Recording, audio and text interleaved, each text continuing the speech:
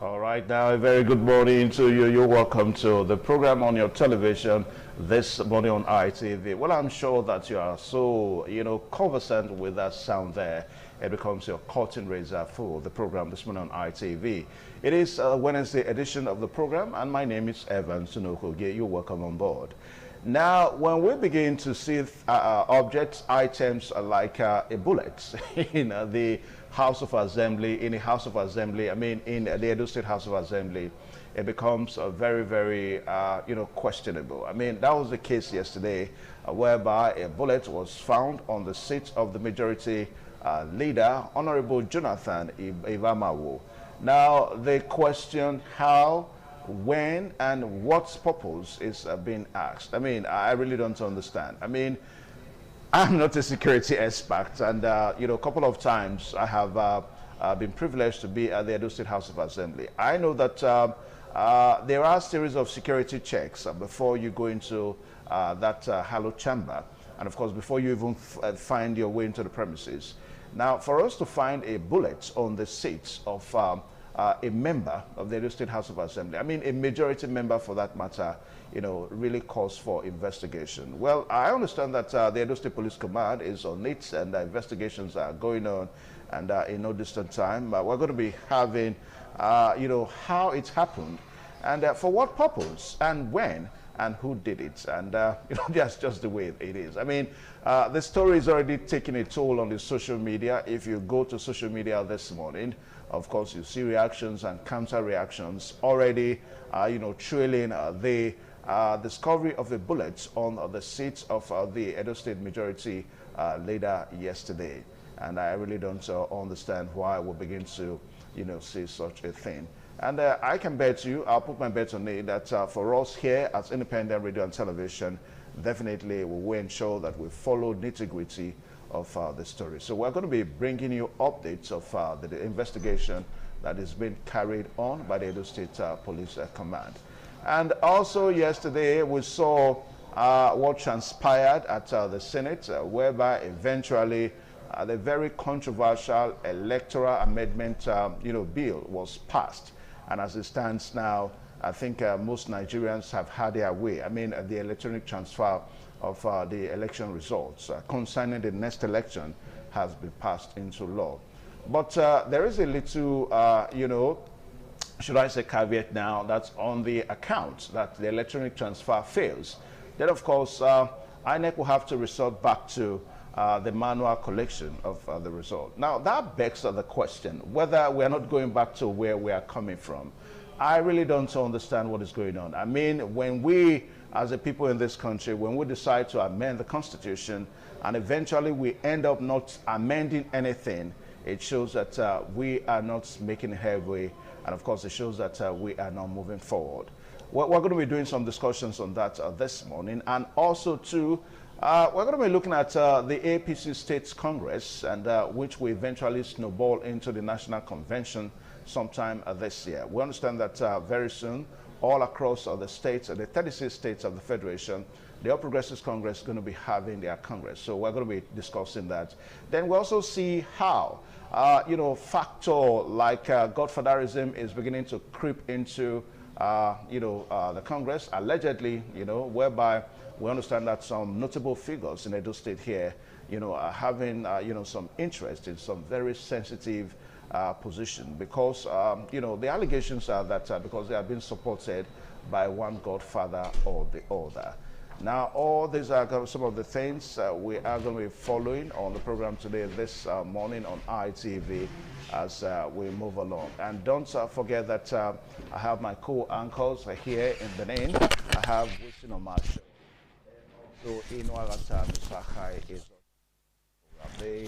corporate trainers. So when the time comes, definitely Sakai on the corporate world.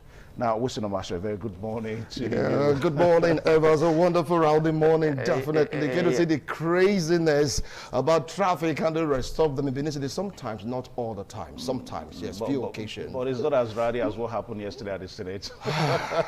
Rowdy session. Yeah. Mr. President, we have to call for a vote. Mr. President, now, I was just, talking a while ago, because I really don't understand. When we talk about amending the Constitution, what has happened so far about all these razzmatazz, all these hula baloo about amending the Electoral Act? It shows that we've not done anything. We went back to where we were. If you take a look at it just simplified. Nigeria happened. Now let's go back to the beginning. MKO Abiola, so far, option A4. Yeah. It was so seamless, so smooth to get to know the winner. All of a sudden, we went through that phase. It's I didn't favor some politicians right now in quote because to manipulate the system to be so difficult, we're now evolved into leaving option A4 and now going into the ballot to start casting. Then that gave rise to ballot box snatching. It gave rise also to violence. All right, fine, trying to evolve. How can we do it to make this thing better? Okay, fine, you don't need to snatch the ballot box. You don't need to get violence. That's where vote buying come into play. Yeah. Now, it came into play. It's say it was the highest bidder. Okay, fine, to be a good politician, to win your election, you have to have that money. Now, we now so many money bags coming into the scene. If you have your own cash to spend, I have my own cash to spend. The people will be so confused on who to vote for. They'll go for the highest bidder. Now, I know what you know. Now, what do we do right now to placate these citizens of ours to vote for us and their vote will not count? That is where higher level of manipulation comes into play. Now they forgot about the unit, forgot about the word, they now went to wait at the collation center. You see, as we are just evolving. All right, fine, I know the game, you know the game. If it made the first time, now how can we really checkmate these people from dividing our party the second time? Let's just block the collation centers. Yeah. Okay, fine, let us put it into instant transmission of results. The beavers came into the scene. We have the network issues and all that. For the very first time, the president was not able to vote with the beavers. Former President Goodluck Ebele Jonathan, he complained about it. He said, look, I don't know what is happening. They say, okay, fine, Your Excellency, please do not worry. We are going to work on it. After more struggle, the man still went manual. You understand it? Yeah. Okay, fine. How do we check that? Because we're saying that it is not what we saw. We are seeing you people announce. So we want instant transmission of results. And of course, our big politicians, if that should happen, there'll be no space for you to manipulate anything. I'm talking about the ruling party and the opposition, because take a look at it today, you're an APC, tomorrow you're in PDP, tomorrow you're an ADC, no difference. So, right, now, how do you manipulate the process? Yeah. You have to give a provisor. You cannot do instant transmission. And I said, no, this is what we want. It led to a protest. Yeah. Now, how do we resolve this to placate Nigerians? Yes, there should be instant transmission, but if there's network failure, you can fall back to manual. Now, the taking us back to where we are. Yeah, the question that we asked to that now we said, because the whole thing looks like a sham. It looks like a sham to Nigerians. I mean, after all the hula baloo, that was what I said a while ago. Yeah. So we still went back to where we were, because what the National Assembly, what the Senate did yesterday was to say, okay, we approve it. We agree. But on the account that if instant transmission fails, then of course we won't have any alternative than to resort back to the manual collation. And that takes us back to where Evans, these were the tricks that come into place. I'm not saying Nigerians are not ripe yet for instant transmission because of network issues and all that. I believe the protesters, when they get to hear that, look, they've approved, they will start screaming, Uhuru, yes, no, that the provisor brings you back to status quo. Because these politicians, not all of them, some of them will go out of their way so that network doesn't work in area X, and I can assure you, we'll see the presidential election is going to be sometime February next year. I can assure you that the network on that day, it might not work. The network will not work. And I will not be surprised. Nigerians, we are sorry. We don't have good network. We have to go back to manual. Anyway, viewers out there, the program is This Morning on ITV. I've got my co-uncles right there. Winston is here with me. And of course, we have Mercelina, beautiful Mercelina in Lagos. A very good morning to you, pretty lady. Good morning, Evans. Good morning, Wilson. It's a beautiful Wednesday morning here in Lagos and beautiful weather. You know, I've actually been laughing when the Senate said if it doesn't work, if network issues happen, that it will fall back to manual. I mean, are we going back to our past? Which actually caused protests yesterday. We saw it in Abuja. You know, a lot of persons were protesting. And what some persons were saying is that most of these bandits that are in the bush, operating from the bush, they have network, you know, to collect ransom and make calls and all of that. So why are we saying if network fails, you know, they'll fall back to manual? And a lot of Nigerians are not finding it funny at all. I mean, electronic transfer of election results, it has triggered protests. That would be a major concern today from this table. And finding a bullet at yesterday, you know, it's gotten a lot of persons talking, and also me, I've been thinking, how did they get there? You know, it still boils down to insecurity. You know, we are still tackling insecurity in the country, and this persons yesterday, they found bullets in a seat. I mean, it's alarming. Insecurity issue in Nigeria is becoming worse by the day. I mean, is there a CCTV camera there that saw what happened? Okay, how did the bullets got into that place? Okay, basically from Lagos today, though, we're talking about the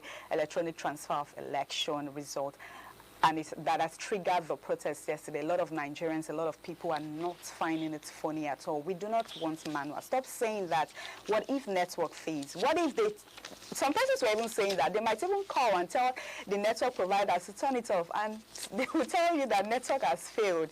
I mean, Nigeria, my country, some persons are even saying that, I mean, they're just trying to tell you that, okay, this is a way that this is what's going to happen in the forthcoming election. In case if network fails, any other thing can happen. You don't know what will happen next, and they want to fall back to manual. I mean, Nigeria, I don't know if we are going backward or we are moving forward.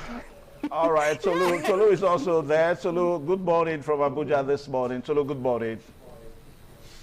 A wonderful morning to you, Wilson, Evans, talking about the amendment bill and its generate of the action, just like Mercelina said right there. We'll also be taking a look at that from a different perspective, especially with criticism coming from the civil society group, also condemning decision of the Senate on the amendment bill concerning the electoral bill right there, and a whole lot of criticism trailing that led to protests right here in the Federal Capital Territory, and also reaction trailing that reversal by the Senate. But the question is, why must they wait till people protest before they do what is right? And if that's also a source of worry for so many people. Are we saying the Senate does not know what is right for them? Or probably they are trying to protect their own interests. And that's another area that a lot of people will be wondering, the kind of people who are at the ends of affair. Are they more concerned about their own selfish interests, or interest the mass, or programs, events that will surely lead to the upliftment of the masses? These are some of the questions we'll be looking at this morning from the Abuja Network Studio. Evan. Okay, all right. Yesterday we saw that the Speaker, the Senate President, Godswill Akpabio, had to set up a committee yesterday to kind of, you know, marry the two positions together now, the Senate's position on the electoral amendment bill, and of course the House of Representatives position. So at the end of the day, we're going to be having one you know, common fronts as far as this is concerned. All right, so we'll take a short pause now so that we'll join the corporate trainer, Inogata Nusahai, on his corporate world. Big things, Nimola.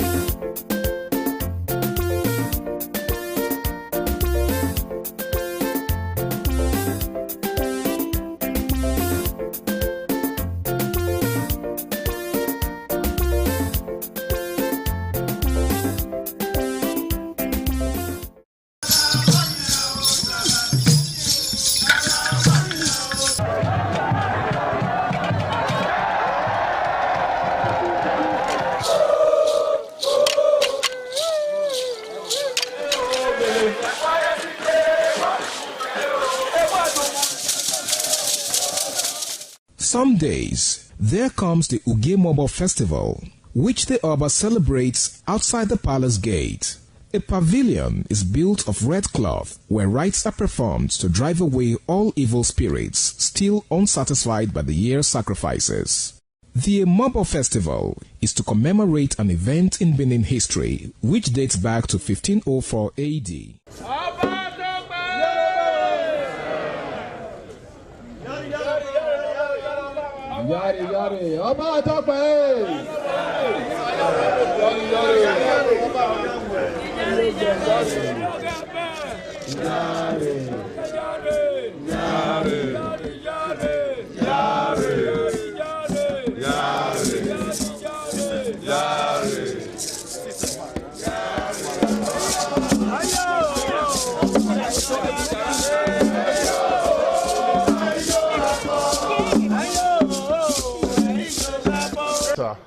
No Sahai, it's still my amiable name, and I'm so delighted to come your way this morning and make your day a premium value one. Now, within a workplace context, emotional intelligence is your ability as a boss or as a leader to achieve workplace emotional stability with the knowledge of how to manage your emotions and the knowledge of how to manage the emotions of your team members. And since about a month now, we have been looking at driving workplace productivity with emotional intelligence, and we have been doing it from a very practical perspective, using case scenarios to look at it. We have been focusing on the emotional intelligence pillars, the foundation of self-awareness and then also self-regulation. Self-awareness is your ability, to recognize your impulses, the ability to recognize your emotions and understand how those emotions impact on output, how it affects your behavior, how it affects your workplace performance, how it also affects other people. While self-regulation is your ability to manage and control your emotional reactions, the ability to control your impulses, and ensure that at the end of the day, amazing result is achieved. This is very important, especially for you as a boss. And we are still zeroing on that self-awareness and self-regulation, and we are going to zero the case study on it today, on the radiology department of a Nigerian teaching hospital. With the case scenario today on self-awareness and self-regulation combined is on in the radiology department of a Nigerian teaching hospital. So I tagged it exhibiting self-awareness and self-regulation in the radiology department of a Nigerian teaching hospital. Exhibiting self-awareness and self-regulation in the radiology department of a Nigerian teaching hospital. So the case scenario goes thus. It's a peak period in the teaching hospital. Patients are arriving in large numbers. Referrals, emergencies, and follow-ups. In the radiology department, tension is already high. Then it happens. The department main CT scanner suddenly breaks down. This isn't just any machine. It's the backbone of diagnosis for trauma cases, strokes, internal bleeding, and emergencies. And this machine is old, affected by erratic power supply, poorly maintained due to delayed funding. Within hours, scans begin to pile up. The crisis just escalates. Patients wait. They wait and wait. Some have fasted since morning. Others are in pain. Relatives begin shouting in the waiting area. Threats of reporting the hospital to management and even the media start flying. Inside the department, inside the radiology department, radiographers are exhausted. Technicians are overwhelmed. Shifts stretch endlessly. Allowances are unpaid. Quiet conversations begin among, inside the radiology department. Should we down tools? Is anyone listening to us? Now, this is how crises usually just explode. Then let's see how self-awareness played out at that radiology department. Self-awareness at the departmental level. Now enter the head of the radiology department. He has seen this before. Equipment failure, funding delays, pressure from all sides. His first emotion is anger. deep anger towards hospital management. But then something important happens. He pauses. He reflects and realizes, I am angry because I care about patient safety and my team. But if I react emotionally, I will make this worse. That moment is self-awareness. The ability to recognize your emotion and their impact on outcomes. And that is what the HOD of the radiology department of the Nigerian Teaching Hospital in this case scenario did exactly. He said if he reacts emotionally, he is going to make things worse. That moment is self-awareness. He recognizes what he's feeling, why he's feeling it, how acting on it could harm others. Then self-regulation also in that radiology department by the HOD of the radiology department in the Nigerian Teaching Hospital in this case scenario. Instead of lashing out, the HOD chooses control. It takes few moments alone to breathe and reset. Then he calls a short team huddle and says, I know we are all stretched thin. It's not fair. But let's focus on what we can control right now. This is really emotional intelligence at play. No shouting, no blame. He redistributes workloads, prioritizes emergency cases, introduces temporary alternative imaging methods. The atmosphere shifts from chaos to coordination. That is self-regulation. Self-regulation is your ability to control your impulses towards seeing that you achieve desired outcome at the end of the day. Very, very important. Now let's see pressure at the top. Meanwhile, the chief medical director receives urgent reports, complaints, threats, pressure from boss and external authorities. His instinct, the CMD instinct, his instinct demand quick fixes, summon the HOD, ask hard questions aggressively. But again, pause. Through self-awareness, that is the CMD now, the chief medical director, through self-awareness, he realizes this pressure is coming from fear of reputational damage. He understands that a command and control response common in hierarchical systems could silence the truth. Self-awareness, understanding how it's going to affect outcomes. Very important. Then self-regulation from the CMD. Instead of calling for confrontation, the CMD does something different. He goes to the department personally. Now, this is leadership. He went to the shop floor. He goes to the department personally. He listens. He doesn't interrupt. He doesn't defend. He says, I see how this is affecting everyone. I share your frustration. Now, listen. That simple validation lowers tension immediately. Working with the HOD, the chief medical director approves temporary equipment support from a nearby private facility, escalates emergency funding diplomatically, signals support rather than punishment. Now, the outcome of self-awareness and self-regulation steps by the CMD. Within 48 hours, the scam backlog is cleared, patients' complaints reduced, staff morale improves, a potential strike is avoided. More importantly, trust is rebuilt. What could have become a public scandal becomes a learning moment. This is amazing. This is powerful. So let's glean the lesson from this case scenario. You know, we are looking at self-awareness and self-regulation case scenario in the radiology department of a Nigerian teaching hospital. So self-awareness lesson 1. Leaders must recognize their emotions triggers like anger, fear, and embarrassment before acting. Unchecked emotions often worsen situations without bringing solutions to the table. Self-awareness lesson 2. Understand why you feel pressured. Understanding why you feel pressured helps you respond wisely. This is very key. Self-awareness lesson 2. Understanding why you feel pressured helps you respond wisely. Self-awareness turns emotional reactions into thoughtful leadership. Very important. Then the self-regulation lesson from the case scenario. Self-regulation lesson 1. Calm leadership stabilizes teams during crisis. When leaders control their emotions, staff feels safe to speak and cooperate. I will read that again. When leaders control their emotions, Staff feel safe to speak and cooperate. In other words, psychological safety is brought into the narrative, into the conversation. Psychological safety is a situation whereby people are not afraid of backlash when they speak, the truth. Very important. Self-regulation, lesson 2.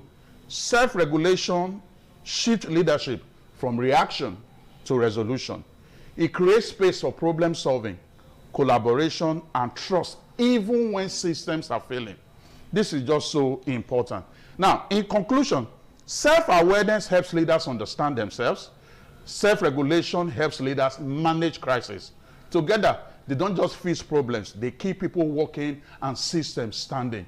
This is very important. This is the reason why every leader needs to learn about emotional intelligence and be able to know how to apply it. Remember, within the workplace context, emotional intelligence is your ability as a leader to achieve workplace emotional stability with the knowledge of how to manage your emotions and the knowledge of how to manage the emotions of your team members. And this is exactly what the HOD of the radiology department in the teaching hospital and also the chief medical director of this teaching hospital in this Nigeria case scenario has done. They were able to achieve workplace emotional stability through the knowledge of how to manage their own emotions and the knowledge of how to manage the emotions of their team members and even the knowledge of how to manage the emotions of patients. And at the end of the day, the system stabilized despite the shaking, despite the chaos. At the end of the day, the system stabilized. I seriously believe that profound value have been added to you today. Like you always do, send your questions, send your inquiries to my email, inoagata@gmail.com, and then I'll provide answers to you. We'll build a better workplace for ourselves, build a better system and working nation for ourselves, and even a better world for ourselves as well. I'll be seeing you next week, Wednesday. And when I return, I will say, remain the amiable, Inoagata, no Sahai. Your day is so blessed. Thank you.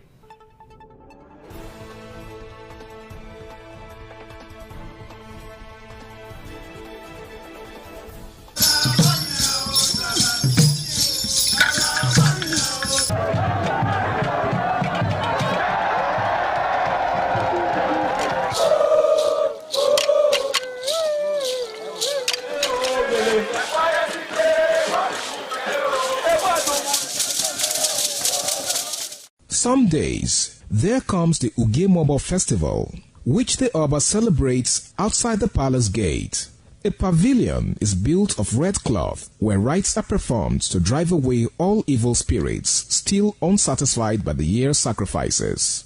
The Ugemobo Festival is to commemorate an event in Benin history which dates back to 1504 AD.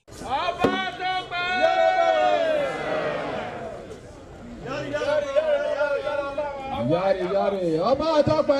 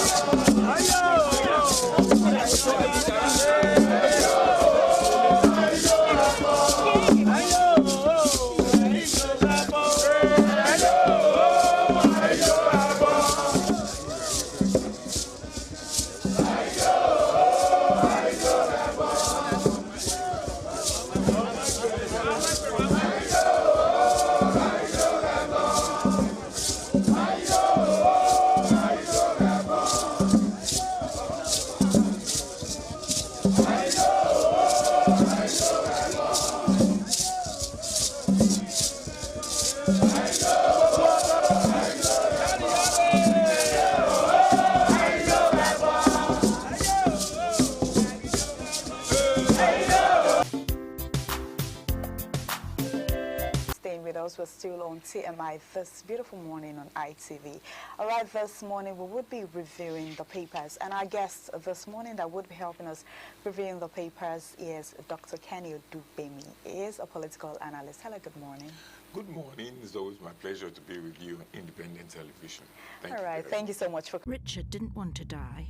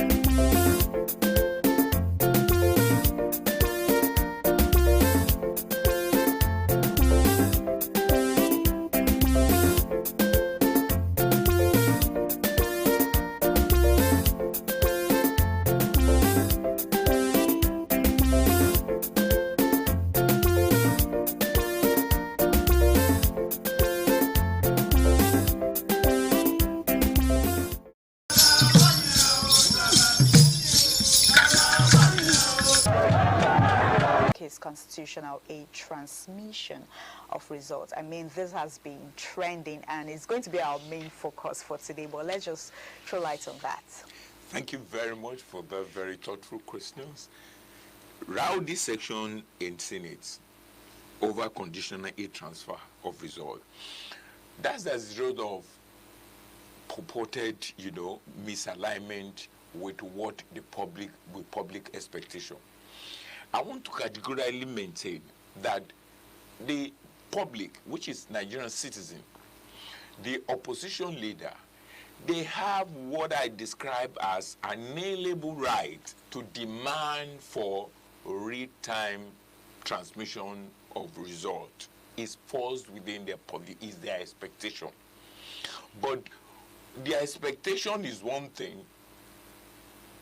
Being lawful and expedient is another. People might expect to have certain result, but they need to look at the extringent condition and the status of the method and the approach that is being adopted to get the result. You will also observe what causes the rowdy section was a result of the protest. And every one of them, the senator, they want to exonerate themselves. Because if the public perception is about the real-time transfer, and they're able to pinpoint one senator that is saying it's not possible, definitely that senator will not come back to the House. So that's is one of those bases. And what actually caused the rowdy section is two sections. Is when Mongono stood up to actually, resigned, the last inspection or the last pronouncement by the Senate in their section and on last Monday concerning the fact that there will be no real time transfer of the data. And he was trying to say, yes, contrary to that, I mean, he wants to some sort of suggest and make another suggestion. And that took, some time before the Otumba, this is going to be our conversation for today. So I would want us to talk more when we start the program proper at 9. I mean, almost all the papers had the same headlines. Let's look at the Daily Independent. We also saw a headline that says Senate finally okays mandatory e-transmission of election results, permits manual upload as backups. A rider says set up 12-man team to work with reps. Another rider says lawmakers U-turn shows power of United Citizens, ADC. You get that on page 7 on the Daily Independent newspaper. Okay, the big headlines there says Tinubu asks governance to get to work on jobs, health, infrastructure. You get that also on the Daily Independent newspaper. A writer says pledges shift towards pragmatic, inclusive economic model. Another writer says a NEC to expand oil theft committee, partner private sectors and states. You get that on the Daily Independent newspaper. Okay, let's quickly look at another headline that says 10.5 billion naira allocation can't drive Nigerians' blue economic ambition. Oyetola. You get that on page 6 on the Daily Independent newspaper. Another headline there says gunmen killed 2, adopt 14 passengers on Benue Highway. You get that on page 7. I mean, Otumba, we're still talking about insecurity. It has been a major problem, and we're still seeing adoption, couple of adoptions. See this particular story: gunmen killed 2, adopt 14 passengers on Benue Highway. Let's just talk briefly about the insecurity issue that's still happening in Nigeria. Insecurity issue in Nigeria dated back about 3 decades, over 30 years. And you will see clearly now that there were a kind of, there were no significant effort during the last 8 years of Buhari. I mean, it was like they had a field day. And roll back to Tinubu era, I mean, you also saw what has happened. And you also see now that it's not a menace that one should expect that will clear up, because they've taken it as the insurgency, they've taken it as a job. Because the easiest way to earn quite a lot of money now is when you kidnap. You are almost millions, some millions of naira. So it will take some time. But however, we need to, so there will be a kind of, there should be a collaboration between the citizen and the government and the law enforcement agent, because the three of them have to work together. You will see clearly now that why they've been having field day is compromise among the citizens. Because, for instance, most of where they are taking to still lie within the terrestrial space of Nigeria. They are within Nigeria. And if they continue to do, and highway, it means now that the enforcement, it means now that we're short of manpower, because, and secondly, we're short of control measures across the place. Because if on the highway, if there are quite a lot of monitoring on the highway, if the Air Force, if the law enforcement agents are there, if there are people monitoring the traffic, they'll be able to, at least at every point in time, be able to nip on the ball to be able to forestall such circumstances. We will still be having sport, but there are reduction. There are a reduction in the way kidnapping, insurgency had been occurring over the time because of the bombardment. There are reduction, but that doesn't mean it can be eradicated. The reduction, it doesn't mean it can be eradicated. It can't be totally eradicated. It will take quite a long time before the eradication. All right, thank you so much. It will take quite a long time before it can be eradicated. Because people are taking it as a job, and people weaponize them. And it's this agent of instability that weaponized them. Where did they get the AK-47 they are using? It means there are even Nigerians, too wealthy Nigerians, that are supporting such illicit transaction in order to gain money. All right. Thank you so much for that. You mean they are working with themselves? They are collaborating one another. Okay, let's take a look at the Nation's newspaper. The big headlines on the Nation's newspaper still says, result transmission, Senate House disagree on real time. Okay, that is a trending topic. Another headline says, Rivers crisis, Wike hopeful Fubara will abide by agreement. You get that on page 2 on the Nation newspaper. Another headline there says, NRS targets 40.7 trillion naira 2026 revenue. You get that on page 3 on the Nation newspaper.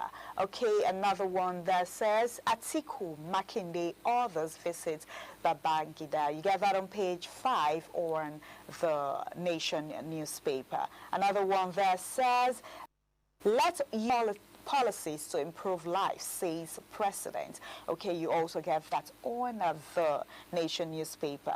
The presiding officer shall electronically transmit the results from each polling unit to the IR, says Senate version. You get that also on the Nation newspaper. Otumba, let's talk about the Rivers crisis.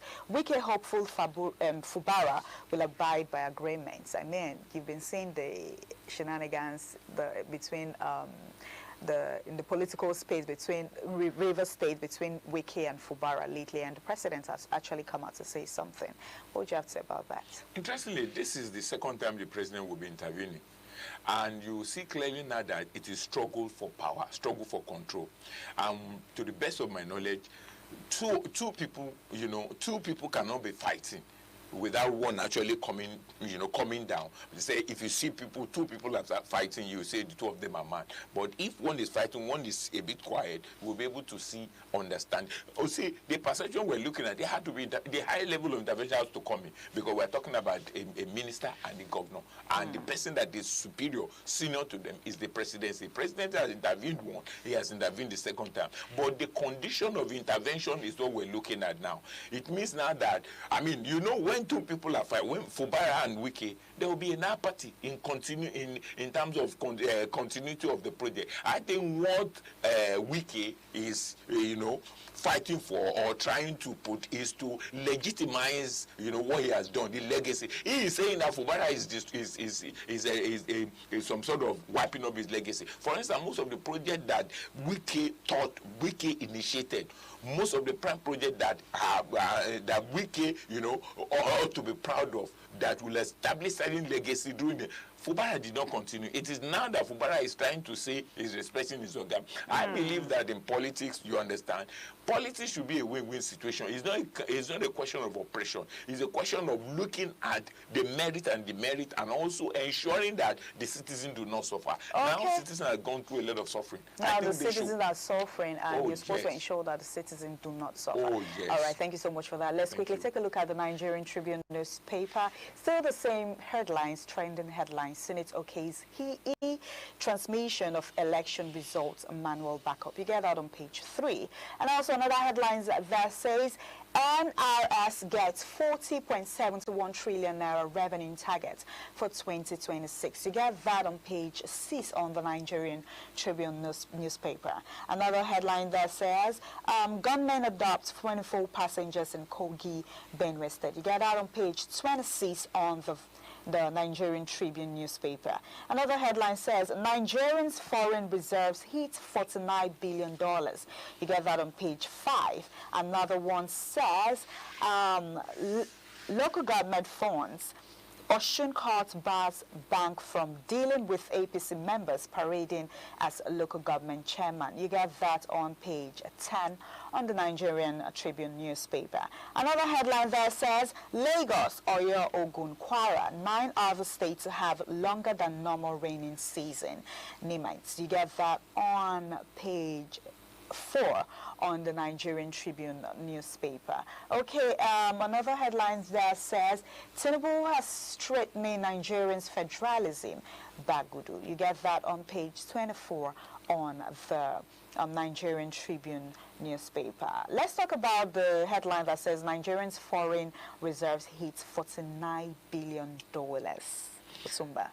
That is quite interesting, and it is exciting and is encouraging, and is also as a result of the highly honored, highly favored policy decision that have been accredited by the World Bank. You understand? World Bank concerning, and taking in such reform as a global standard. I think it's quite commendable. I think with the issue of the tax reform that is coming in, we've been able to have ease of doing businesses, and we've been able to have people showing keen interest in the stock market coming into it. We've been having proud to business. We're not refining oil. Now we've been able to refine oil, which reduces pressure on the foreign exchange.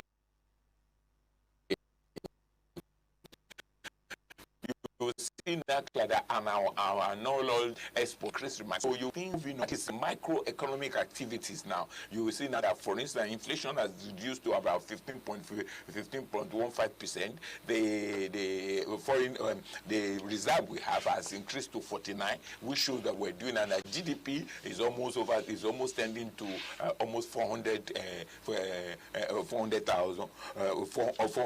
billion naira, which is quite very commendable. We're saying now that with all this discipline, with all what we're doing, with all government is doing, with all the opportunities they're giving, with all the investment, you can even see now that even the president exploit in the film attracted investment of worth about $50 billion, and out of which even recently we've seen Turkey, pledging to have a $5 billion transaction with us. And to the best of my knowledge, in terms of macroeconomic activities, we're really doing well. In terms of creating a buffer in our senior, we're doing, but it has not affected the micro concept of it. People are still suffering. Okay. People are still suffering. We're still on the papers review. Let's take a look at the Guardian papers. The headline there, still, the Guardian papers, the headline there says INEC on the spotlight as Senate shifts ground on a transmission. Another headline says Russia denies reports of Nigerian mercenaries killed in Ukraine war. You got that on page 4 on the Guardian newspaper. Another headline there says Nigeria spent 3.53 trillion naira importing raw materials locally available. You get that on page 2 on the Guardian newspaper. Another headline there says courts bars Osun local government funds utilization pending end of trial. You get that on page 3 on the Guardian newspaper. Lagos, 12 other states to experience longer rainfall in 2026. You get that on page 5 on the Guardian newspaper. Academics rule selective implementations of 40% pay rise. You get that on page 4, also on the Guardian newspaper. Okay, Otumba, we're rounding up, but let's quickly just talk about the Russia. Russia denies reports of Nigerian mercenaries killed in the Ukraine war. Interestingly, you don't expect them to accept, because they will know now that, I mean, if Putin accepted such, it will be negative onto him. You see now that there's still a lot of struggle to settle the rift between the Ukraine and Russia, and they are some sort of planning to end the war so that they'll be able to have amicable, settlement between them. And also, Russia is still sitting on the area they've covered. They don't want to release it, and Ukraine is saying now that yes, those of the places they should. So I think the international community needs to look into it, and also Russia should try as much as possible to absorb themselves of all negative tendency in order to have a better perception concerning their readiness to stop the war. All right. Thank you so much, Utumba. Thank you, Dr. Kenny Odubemi, for your time, for helping us analyze the papers this morning. Thank you, Nigerians, for joining on the papers review. Do where to grab a copy and go through them. We're still on CMI this beautiful morning on ITV. We would be handing over to Benin for the continuation on CMI. Do stay with us.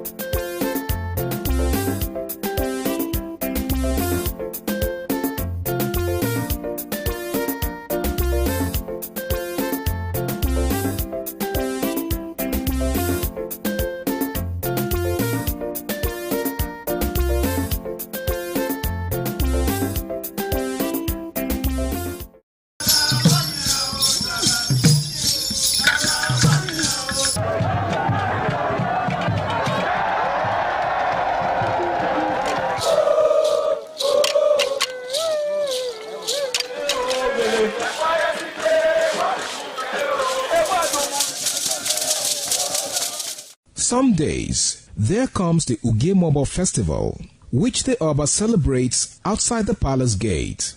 A pavilion is built of red cloth where right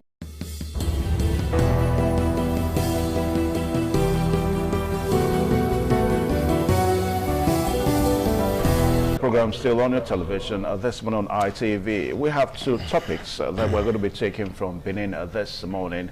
First and foremost, we'll take the APC convention. I mean, starting from the State Congress that is so close, somehow around the corner, and it starts from this month of February. Now, we're going to be having the World Congress, the State Congress, and eventually the National Convention sometime this year. Now, all these are the activities that we herald before we have the 2027 presidential election.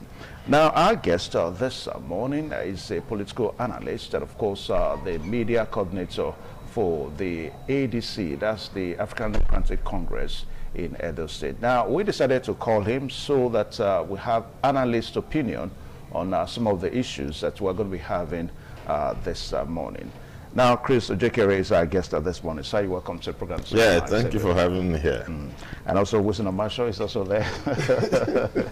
All right, now, so as we set the ball rolling, let's look at this topic this morning, the APC Congress, or the State Congress, within the premises of Godfatherism. As we speak now, we understand that there's no doubt that the president said a while ago that the governors are the political leaders of respective states. But as it stands now, it seems that the governors, the APC, seems to be interested in the present ESCO in APC in their state. A particular, example is what seems to be going on in Edo State, whereby there are serious allegations that the state executive seems to be interested in the present APC ESCO in the state. I mean, a situation whereby some of the ESCO members may have done 2 tenures and they are still interested in running for positions again in this coming State Congress. All right. First of all, let me establish a context that governance is conceived to be an organization that proceeds from a political party, and then people are elected into a position of governance, and from that point forward, they have another agenda. That agenda being to mobilize the resources of the community, whether it's a state or national, for the general good of people beyond their party. That is, for the general good of the state. So the governance agenda is a very different agenda from the process that brought in the governance. They are not absolutely now, they are very different but interrelated at a point. The point where they interrelate is where the process of bringing them, of throwing them up as candidates, that's the point at which they interrelate. If after that process has been completed and they are now a government, as the state executive council, they are to concentrate on providing governance. If we see them again interested and participating in power struggle, then they define their party. The definition they give to their party is that they are a party that are just interested in power struggle and power games. Unfortunately, that's the impression we have of APC. APC is continually strategizing for power. Who controls what and who controls even who. And that's what you see playing out in Edo State. Now, first of all, the president has no business coming up at this time announcing that the governors are the leaders of the party in the state. But that's the fact. Good. If it was the fact, it would have been put in their constitution. You don't make pronouncements. You create institutions. The institution defines the role of everybody. So if tomorrow we have another president who doesn't think so, and he says so, would that also be the fact? So, and that's one of the things that is leading to rancor, because in the states where the governors are governors, there are principal players who were playing roles before the governor became governor. That's why you have the problem you have in Rivers State, for instance, where Wike, who thought that he had played a role in producing the governor, should continue to rule over the governor. So the APC should first of all go back to the drawing board and get their offices, their status into a statutory body, a copy called the Constitution. So we know who is the, because you saw where Fubara was returned. The APC in the state pronounced Fubara as 001. That is the leader of the party in the state. And that now reignited the rancor that had been there between him and Wike. So generally, the APC are only interested in power struggle. We are not discussing development. So be that as it may, I want to speak within the power struggle in which they are discussing. Let it be established that they are not about governance. Now, within the power struggle in which they are struggling, in this state that you have mentioned, for instance, we have it on authority. There in the social media, where the governor told us that the present governor, Monday Okpebholo, told us during campaigning that as a politician, his priority is to service leaders. That one thing that hurts him more as a human being that he has seen in the experience in politics is that leaders will produce you into public office and then you will neglect the leaders. You will not service them. You will not worship them, as it were. That his own priorities, it's on public tape, now is that he believes in servicing leadership. And that their leaders, these leaders who are standing there, say they shouldn't worry. That when he becomes governor, they will remember that he will come and service them. So Okpebholo as governor to the hold on. Yes. If I should comment, yes. You talked about him saying that he's going to service leaders. So it would be like you took just one part of his speech. You left out the part where he says I'm not obliged to take him. Structurally speaking, that Edo would be, a construction site, which is happening even right now. So why are you in on that particular aspect? Okay, we should let me. According to reports, He's doing almost everything. Yeah. And perhaps for the first time, for the first time, it seems that it is an allegation like the way I started. Now, for the first time, it seems that this is the first time that the governor, if the allegations are anything truthful, it seems that this is the first time that he's making incursion into politics. I mean, we are seeing the developmental strides of Senator Modo Okpebholo as governor of Edo State. All right. So Can you hold on? It is this Congress now that the allegation seems to be coming on, that he seems to be interested in the president's ESCO. He wants them to continue. All right, both of you are behaving like APC. No. You are asking me, hold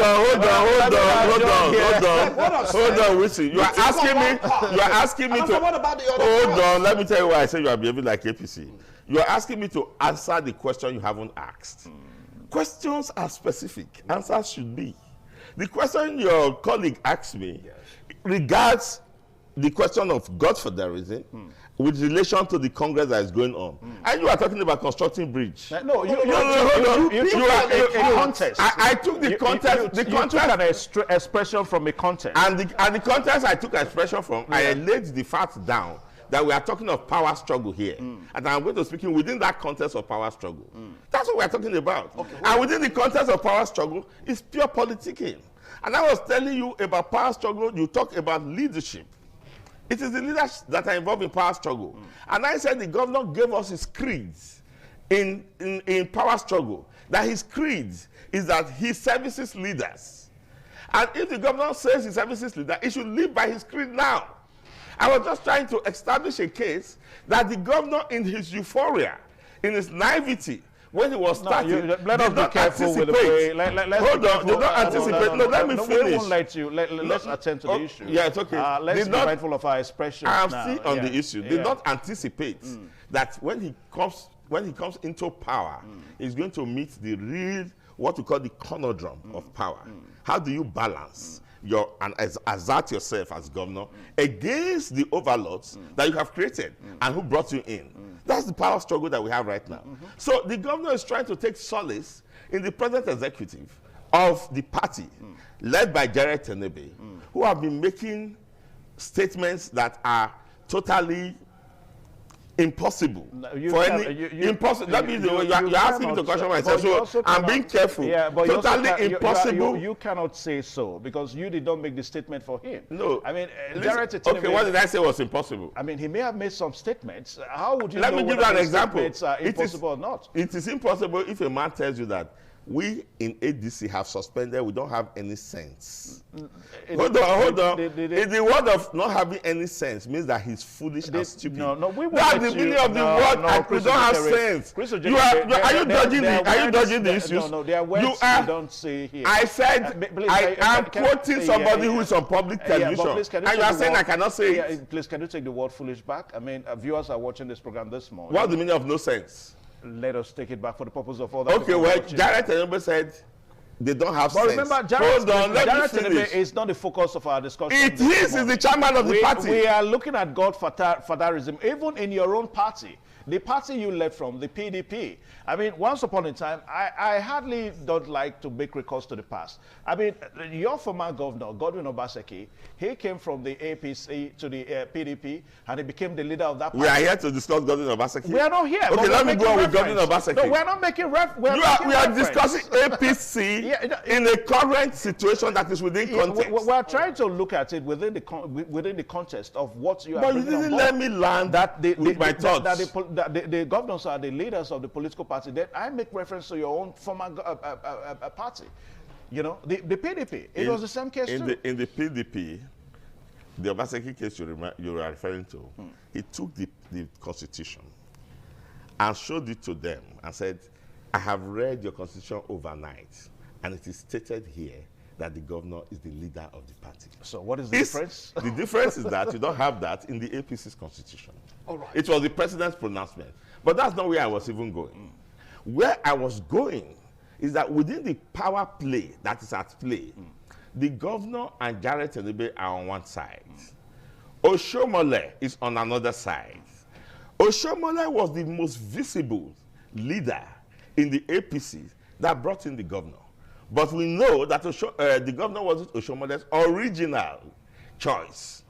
The governor became Oshomole's choice when Oshomole came out from Aso Rock. I was watching television on that day. Not Aso Rock, sorry. The governor, State House. And then he came out. That was the first time that Oshomole blasted Aso Ighodalo. And I told those who were sitting around me, I say, he's been given commission to go and deliver Okpebholo.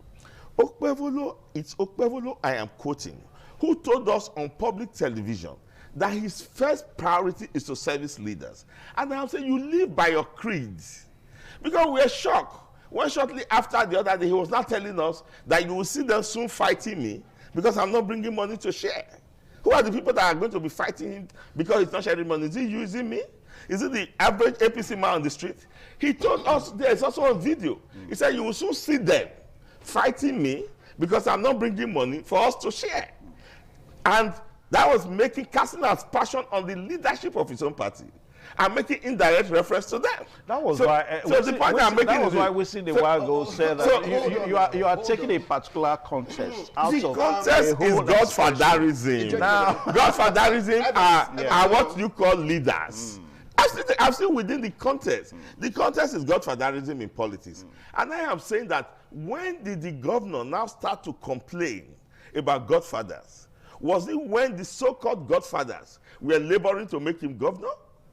Or now he has suddenly realized that the godfathers are a problem and they'll soon be fighting him that he has not brought out the money? He has a creed. The creed is that he services leaders. Right, he should live by that creed. That's the point I'm making. That's Godfatherism we are talking about, yes. Like I said before, it's not be fair to just take a particular part.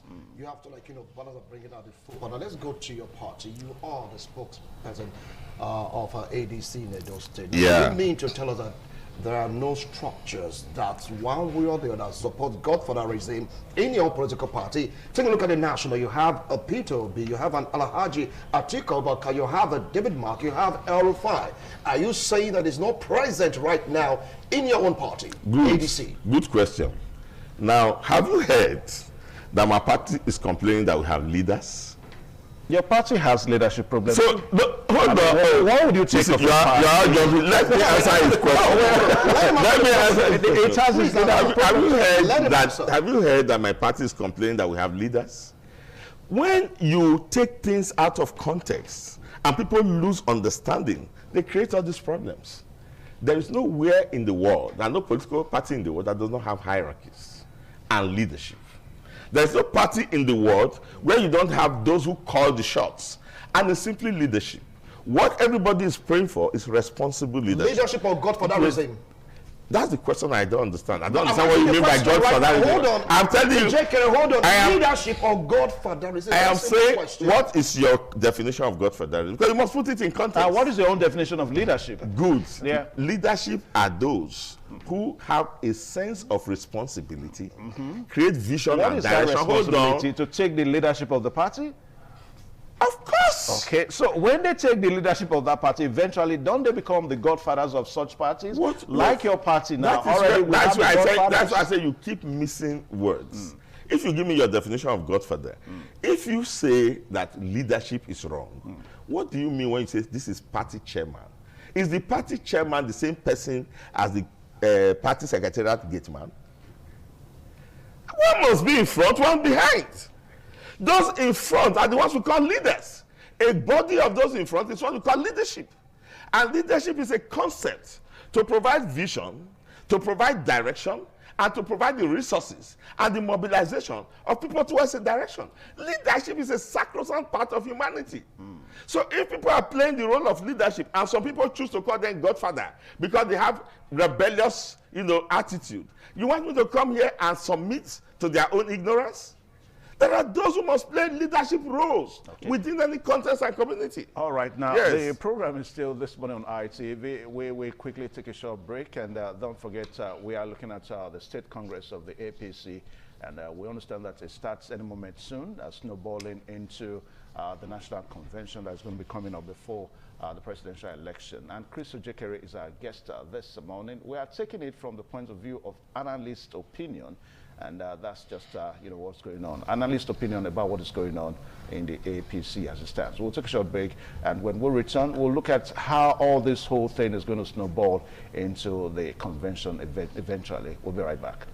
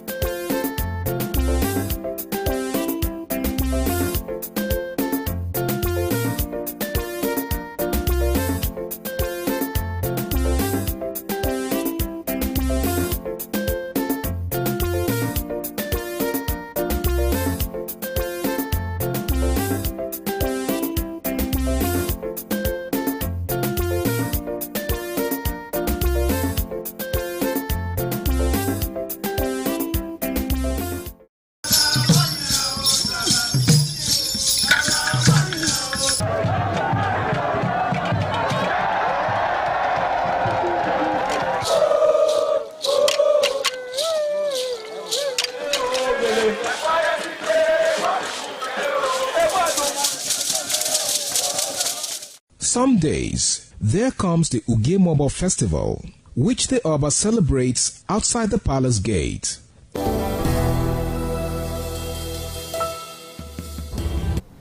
All right, thank you one more time. The program still on your television, this one on ITV. We are looking at the APC's State Congress and, of course, issues of alleged godfatherism as we make preparation before the National Convention sometime this year. And Chris Ojekere is our guest this morning. Yeah, we are taking it from the analyst opinion, what he feels about what is going on, about the situation in the APC. Now, Chris Ojekere, now, just like what was said a while ago, because, when you say rancor happens in any political party, it normally starts with the Congress, the World Congress, the State Congress, then it snowballed into the National Convention.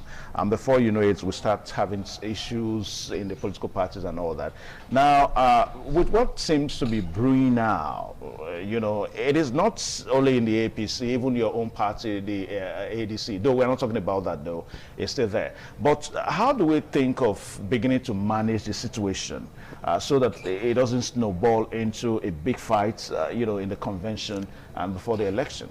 Well, how to manage the situation is entirely in the hands of Governor Okpebholo and Adams Oshiomhole. Now, we are in this state, and we, the opposition, have done our bit in trying to expose the subterranean moves that have been going on in the APC, for the simple fact that they are the ruling party and we know that their fight is going to affect us. It was rumored not long ago that Oshiomhole has instigated the deputy governor against the governor. And then some social media influencers and analysts carried the story to the point that the deputy governor was forced to call the press conference and begin to pledge his loyalty to the governor. I mean, that's okay. But you don't need to pledge your loyalty. If there was loyalty there, it will be seen. I mean, now, who was he responding to?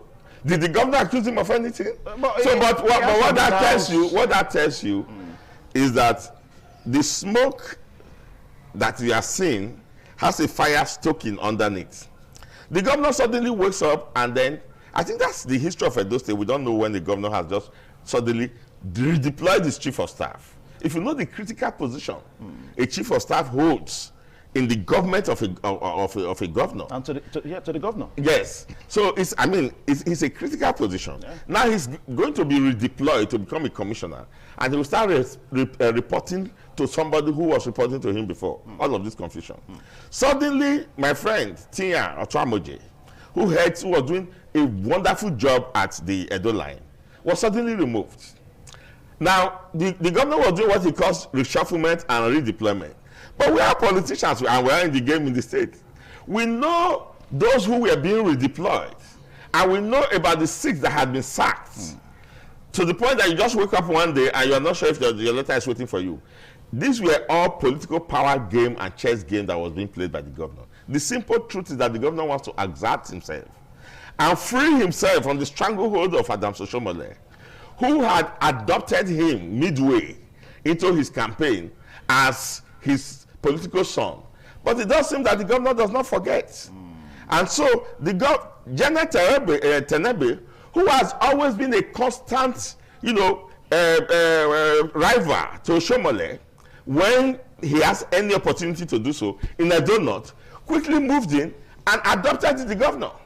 So Jared Tenebe and the governor are on the same side against Oshiomhole and his team. Anyway, so and how to manage it is entirely in their hands. But knowing Oshiomhole as I know, we come and seeing Oshiomhole as I'm saying, please, let's just make one thing clear. We're trying to reach out to APC, spokesperson, supporters, or current members of the APC due to one or two circumstances that couldn't make it to the studio. Hence, we have J.K. Chris here to really express his own views and opinions. So if you have something contrary to say to his own views and opinion, you have the right of fair reply. You can come to us to get to your part of the story. Having said that, Chris, if you take a look at the primaries, or when I say the Congress, so to speak, that seems to be the heart of leadership in any political party.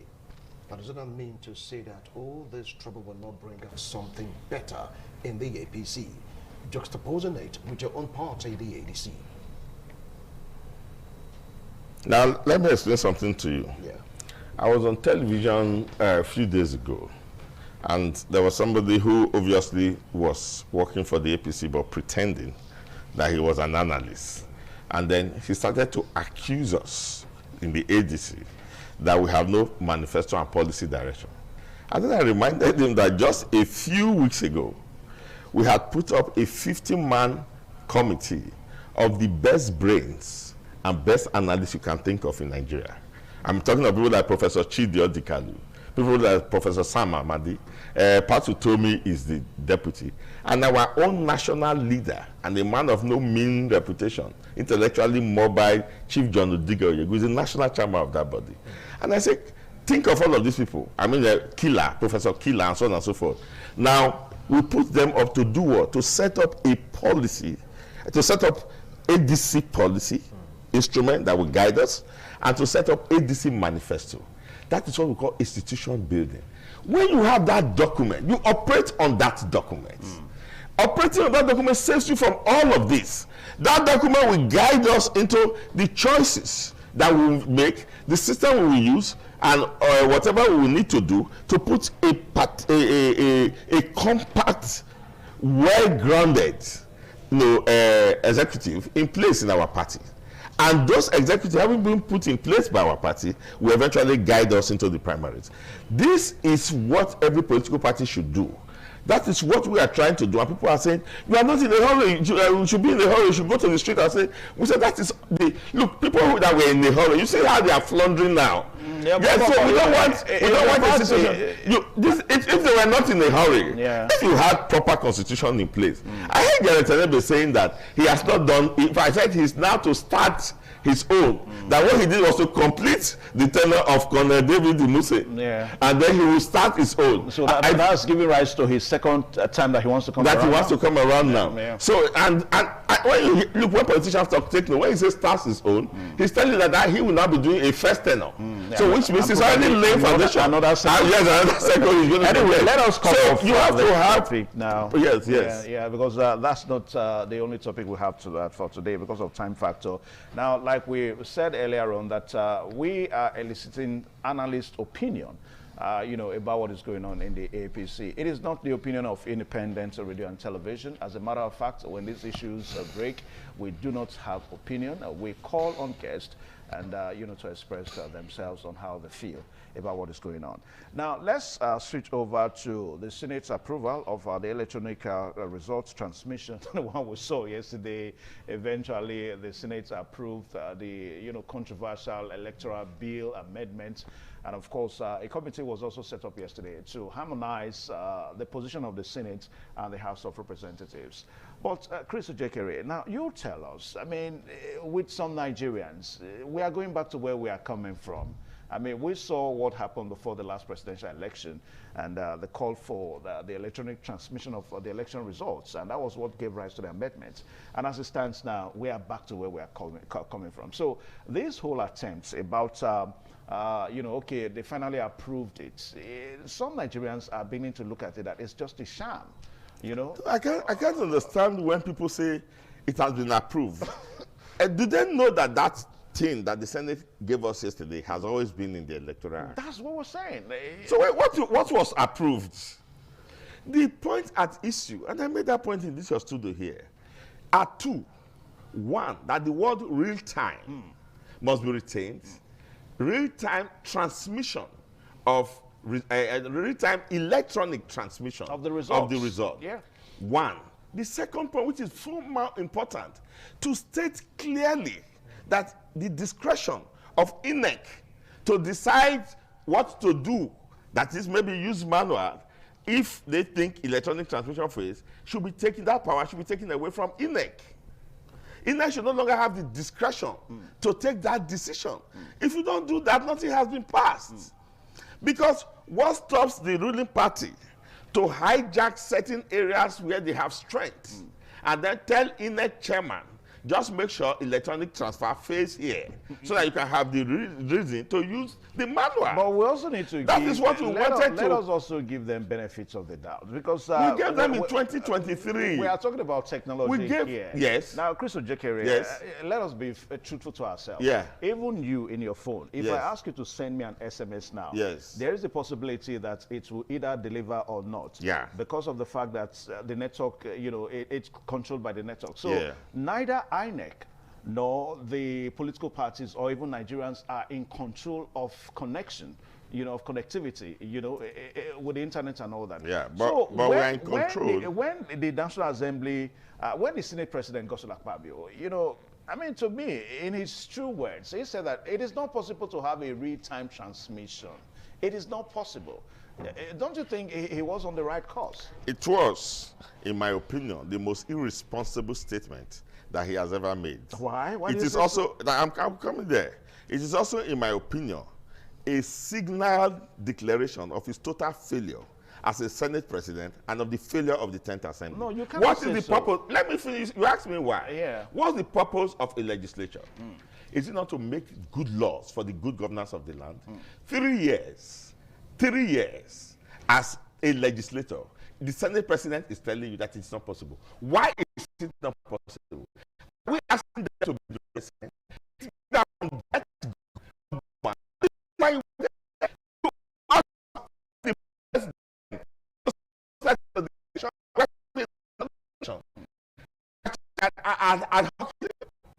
if you as a legislator knew who you were, what would have been your priority? What's the primary need of Nigeria today? Is it not to make our election right and to have an election integrity?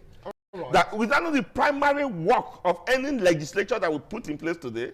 Okay, let me. So that's highly irresponsible. You are a company. You have a company, and the CEO is telling you a few weeks or so months to declaring their profit margin and all for the year, and then he tells you it's impossible. And you say, why? What factors held you back? Now, why didn't we seek alternative from the get-go to all the questions and the this you are to the other? It's technology.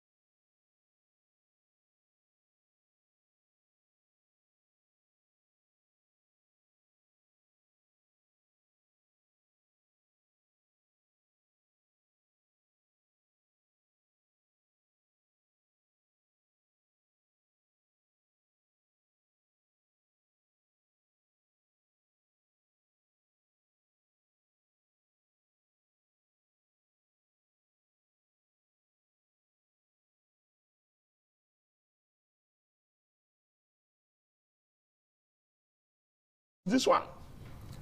And you sit down to plan these things.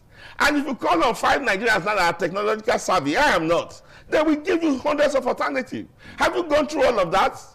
So you create a situation where you make us feel as if we are talking of rocket science or go to the moon. There are alternative technology. Now to the issue of INEC. So the point is, so the issue of INEC, this is the point. If you state in law, you have created an avenue for that thing to be operational. This is the point I'm making. If you say INEC will no longer have the discretion, it means you have provided this alternative technology that I'm saying. So INEC will just conduct the election. It will not rest on INEC to take the policy decision to say, look, well, we couldn't transmit, so we have to use manual.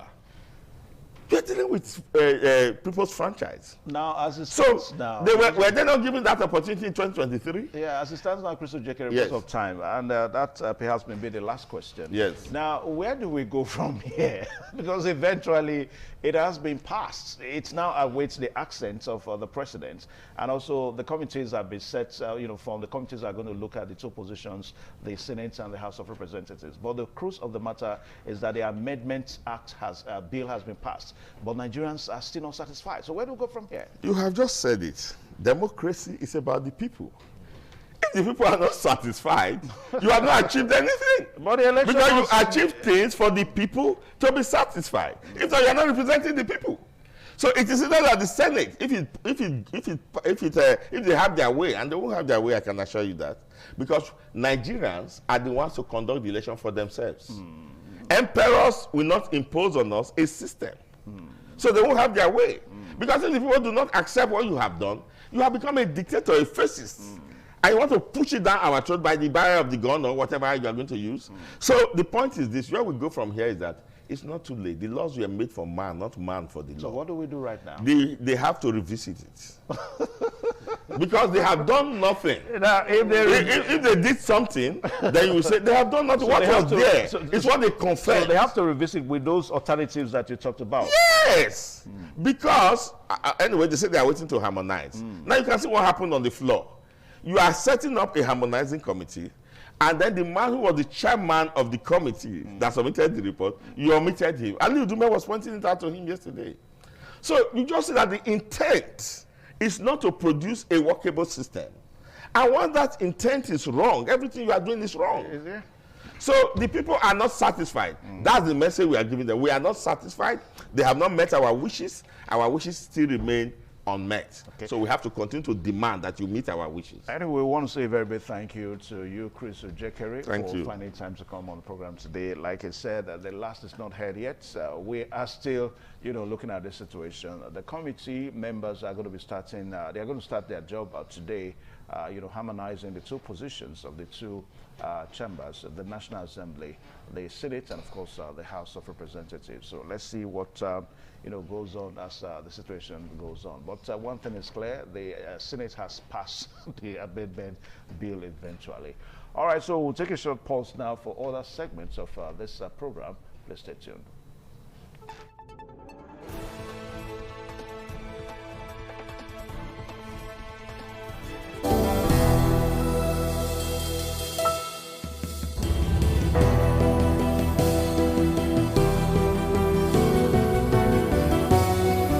Pavilion is built of red cloth where rites are performed to drive away all evil spirits still unsatisfied by the year's sacrifices. The Emobo Festival is to commemorate an event in Benin history which dates back to 1504 AD.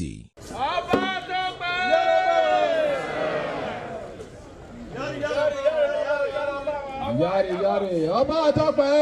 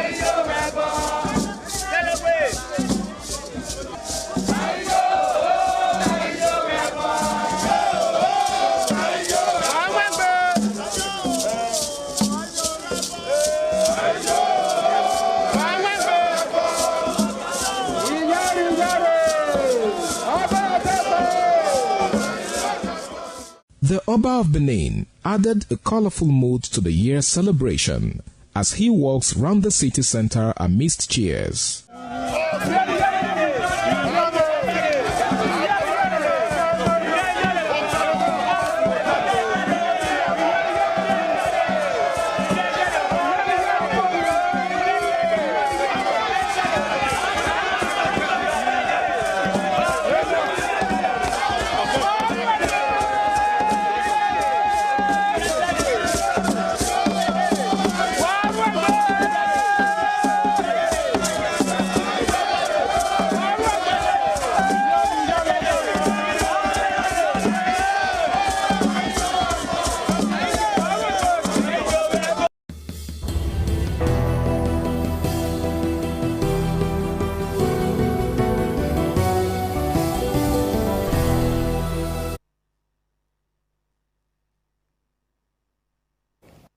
Welcome to the Abuja Network Studio. Right there, I'm Ogutimeyin Tolulapa Ogutimeyin, and from the Abuja Network Studio, we'll be taking a look at the recent controversy rocking the Senate over the Electoral Amendment Bill that has been generating a whole lot of reaction right there, with criticism trailing the Senate over the way and manner they've gone about it, and also the recent reversal of decision taken by the Senate, the implication of that, and also the way forward. And also joining me this morning to take a look at it via Zoom is none other person than Bayo Adedosu, right there, talking about taking a look at what is really happening and also what is the way forward. A wonderful morning to you, Mr. Bayo Adedosu.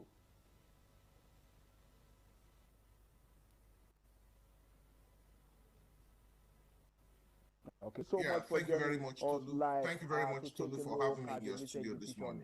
Rocking the Senate and also looking at it. That's Bayo Ade is the co-founder of Africa Data Warehouse right there.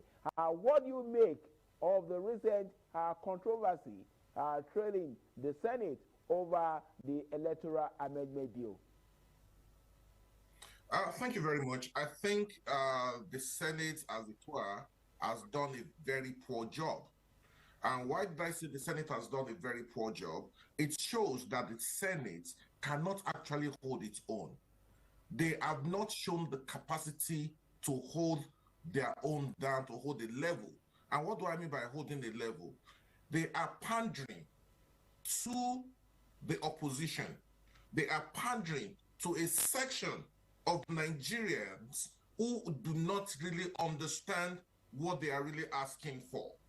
And I think this boils down to the fact that there is not enough communication, and on the part of INEC as well, there is not enough education. What we're asking for, what Nigeria, a section of Nigerians are asking for, is like we are trying to jump ahead of ourselves. Because when we are talking about electronic transmission, people don't know what it entails, what the infrastructure that the infrastructure Nigeria requires to actually be able to engage in that kind of activity during election. Electronic transmission goes beyond your WhatsApp chat. We are talking about having the right internet infrastructure. Today, can the opposition or even the Senate tell Nigerians what the internet infrastructure mapping of Nigeria is? And now they have come up with additional confusion where they're saying where possible. What does where possible really imply?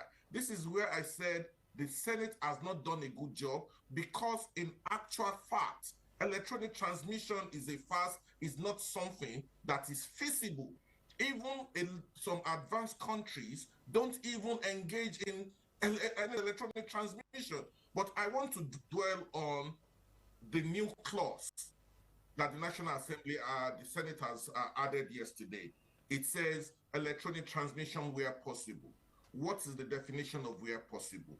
This is something that does not really add up, because you are simply telling me, I want to play a scenario so that even somebody who is sleeping, that I wake up from his sleep, will understand what it means. Where possible simply means if at the voting station, your polling unit, there is no internet as at that time. If you find internet and as you are live after the election, after the collation of the result of the election, and the party agents have signed the Form EC8, and on my way, maybe to the local government collation center, after the all party agents have dispersed, I now found internet, I was able to connect, I can now say I want to transmit.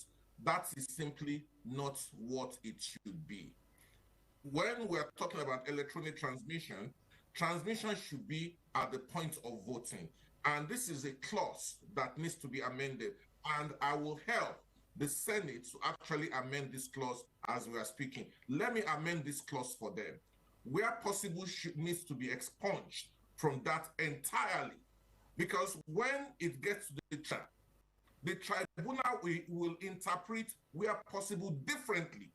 Where possible simply means where and when I am able to have connectivity to upload the results.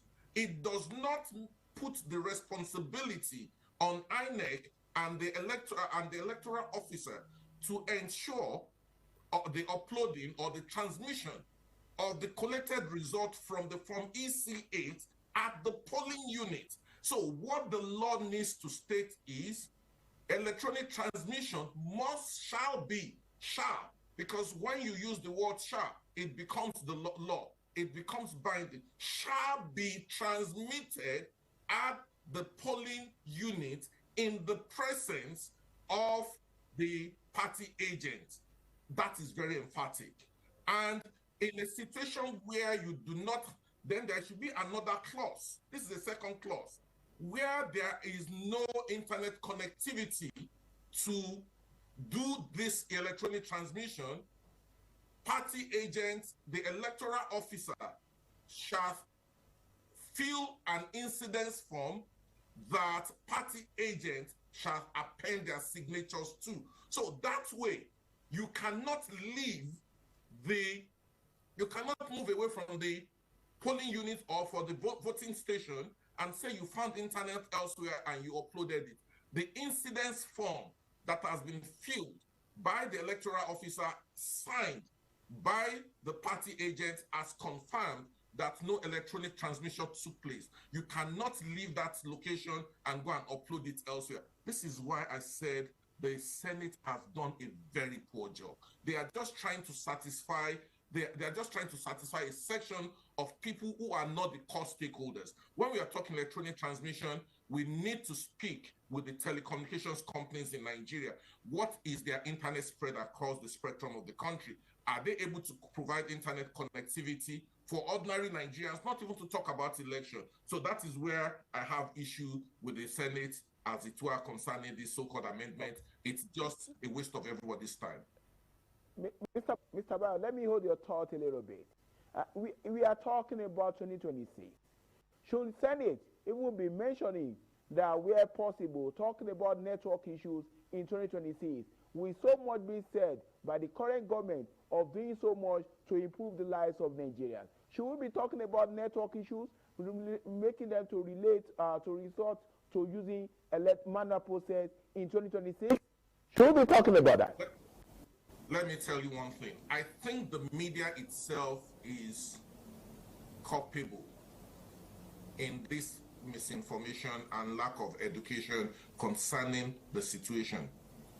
I live in Canada, right? I live in Toronto, and I can tell you for a fact there is nothing called electronic voting or electronic transmission of results in Ontario. One thing people should understand is even in the United States, voting is conducted. Senator Elizabeth Warren, before the last presidential election, made requests and pushed for America to go back to paper voting so that there is a trail, that it's not manipulatable, there is not going to be network or server intrusion. We know we have it on record that between 2022 and 2023, there were 2 million attempts to hack the INEC server. What does that tell you? That simply means we have people who have prepared results, okay? And They were banking on INEC uploading this result, transmitting this result electronically so that they can intersect it. I'm a data scientist, I'm an IT consultant. I know for a fact that when we are talking about internet coverage, it is not a possibility. Nowhere in the world do you have the entire country covered by internet. Even here in Canada, during the last election in America, America had to substitute it with Starlink. What does that tell you? It is not the responsibility of INEC to provide internet. That is the responsibility of the telecommunications company. We cannot put that burden on INEC. I remember a staff of INEC, one of the senior officers at INEC, did say sometime last week on Channels Television that they had a meeting with NCC in 2022 concerning the election and electronic transmission. They had a meeting with NCC, that is Nigeria Communications Commission, and the telcos concerning electronic transmission. And the telecommunications companies were emphatic that there is no way they can cover it. There is no way they can guarantee coverage for electronic transmission. And at that meeting, NCC was asking INEC to pick the bills. Let me walk you back a bit. Globacom tried to lay marine cables about 10 or 15 years ago. As at that time, the project's cost was $800 million for internet connectivity across the country. That project was abandoned. 800 million to be by just one company. That project alone was going to take over 5 or 10 years to complete. And you are saying that should we be talking about internet connectivity in Nigeria in 2026? Yes, we should be talking about it, because past governments have not really held the telecommunications companies accountable. Maybe this is now the time for Nigerian government to hold the telecommunications companies accountable concerning their services. We are still dealing with dropped calls. We have terrible internet connectivity. Some people are now agitating. If they don't have ulterior motive, why are we trying to jump ahead of ourselves? Let me put it this way. What Senate has done is like the case of a child crying simply because he saw his mother eating. This is a child of 3 months old, that is just 3 months old. And the mother was eating yam and egg. And because the mother felt, oh, this baby is crying here for yam and egg, and decided to give the child the yam and egg, of course that child is going to choke. That child is going to be taken to the hospital.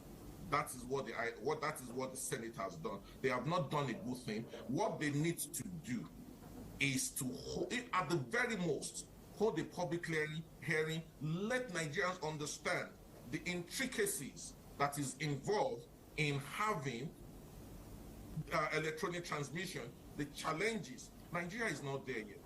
Even the so-called advanced countries, UK, United Kingdom, and Germany, they do paper voting. Here in Canada, when you go to the polling unit to vote, they'll give you a piece of paper and they'll give you a pencil, just a tiny pen. The pencil is just half of this. They'll give you the ballot paper and the pencil for you to cast your vote, and you fold it and drop it in the box. The counting is done manually, and the collation of the result is also done manually. Why are we trying to put something on top of nothing? I don't understand it. And I think Nigerians are very emotional because they think the electronic transmission means transparency. What happens to the collated results that party find? That is the document.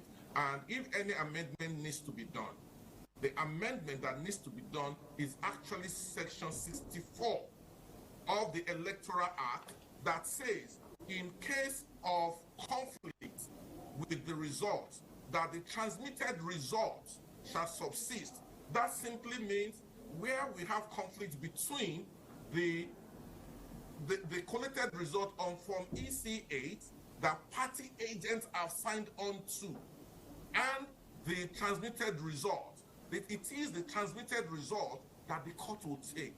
So tell me, it does that not show that there is a game plan by some people, knowing that it's a different thing if you're saying you are going to scan that you are going to scan the Form EC8 and transmit the Form EC8. But you are saying electronic transmission, not the scanning of Form EC8. You are going to is not saddled the ability of punching in the result of the election. Where you have 320, it's very easy another 0 to it.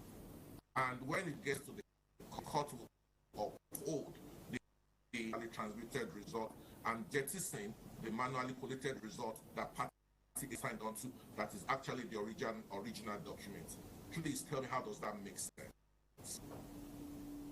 Okay, let me bring just opposing similar situations.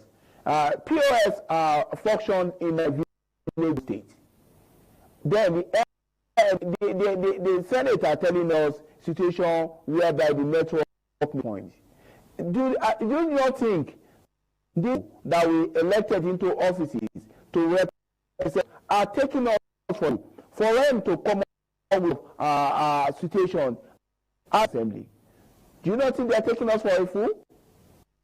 Not taking us for a fool. Are just being unnecessary, emotional, and lack understanding how things work. Please tell me how many localities in those states has, let's start with that. How many localities in has POS? Tell me. When I asked a question earlier that has not been answered by anybody, what is our internet infrastructure map in Nigeria? Here in Canada, that I can clearly say that internet coverage is up to 95%. Canada does not do anything for the electronic transmission. In the United Kingdom, where internet is about 7% coverage, 5G network, at the very least, when it drops 5G plus, because right now it's 5G plus, at the very least it's 4G.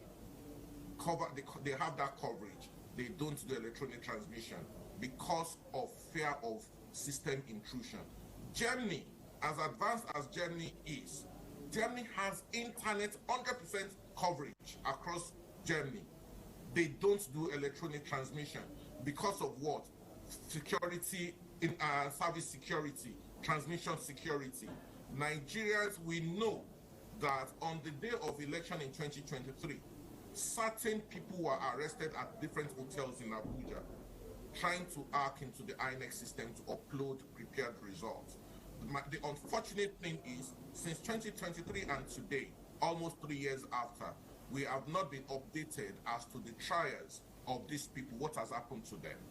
If we don't have consequences, if some people have been smarter than the Senate, I'm sorry to say this, some people have been very smart and smarter than the Senate, because they already know that the moment there is a conflict between the manually collated result that party agents signed and the electronically transmitted result, that the courts will uphold the electronically transmitted result as a result of Section 64 of the Electoral Act. That is the game the opposition is playing, and that is the emotion. Let's get it clear. BVAS is there for a purpose. Why are we not trying to strengthen the use of BVAS? BVAS is simply for accreditation. Why don't we use the same BVAS to scan, not to manually enter the figures, but to scan the manually collated manually collated result entered into Form EC8A that is duly signed by party agents. Scanning of results cannot be altered compared to and will not have any system intrusion simply because the party agents have signed. There needs to be any human error. When you are manually putting a figure, there is what is element of human. How do you account? I think the Senate, they need to go back based on some of the things I've said concerning where possible, and the need to have an incidence report where there is no internet connectivity at the polling unit, that the party agents must sign an incident report that the result of the election were not transmitted, and as such, any transmission outside of the polling unit will be voided. That is what we need to be talking about. We should not be talking about, oh, is the Senate not taking Nigerians for a ride? No, Senate is not taking Nigerians for a ride. The Nigerian Senate is being blackmailed, and unfortunately, we don't have men in the Senate who think through things. They need to have, when they say they have their plenary, what kind of plenary do they have? What kind of brainstorming sessions do they have that they don't play out on scenarios? That in IT, you play out scenarios, and that is what we call test cases. When you draft a test case, you build different scenarios to see that you build positive scenario and negative scenario. Did they do that? They are not taking Nigerians for granted. Nigerians are trying to blackmail a section of Nigerians who are desperate, who lack trust in anything Nigerian, who are very unpatriotic concerning Nigeria, are playing a game concerning this, and Senate needs to stand firm. The National Assembly, that is the Senate and the House of Rep, need to stand firm and show that they think well.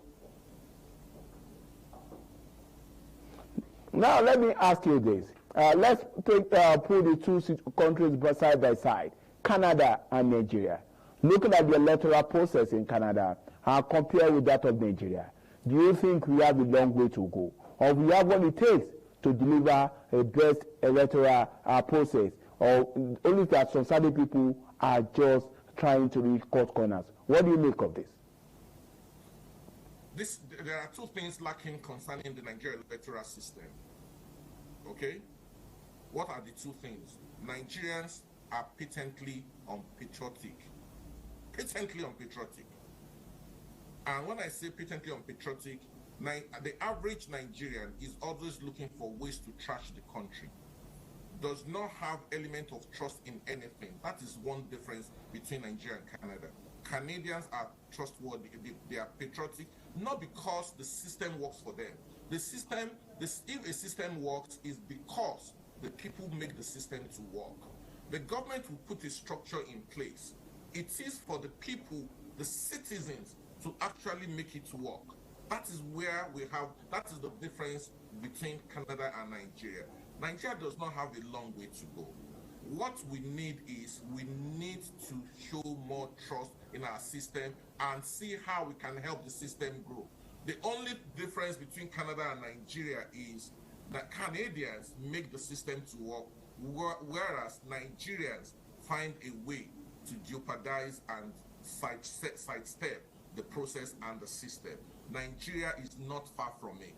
And when we begin to talk about Nigeria and the Western countries, how many years of democracy do these countries have?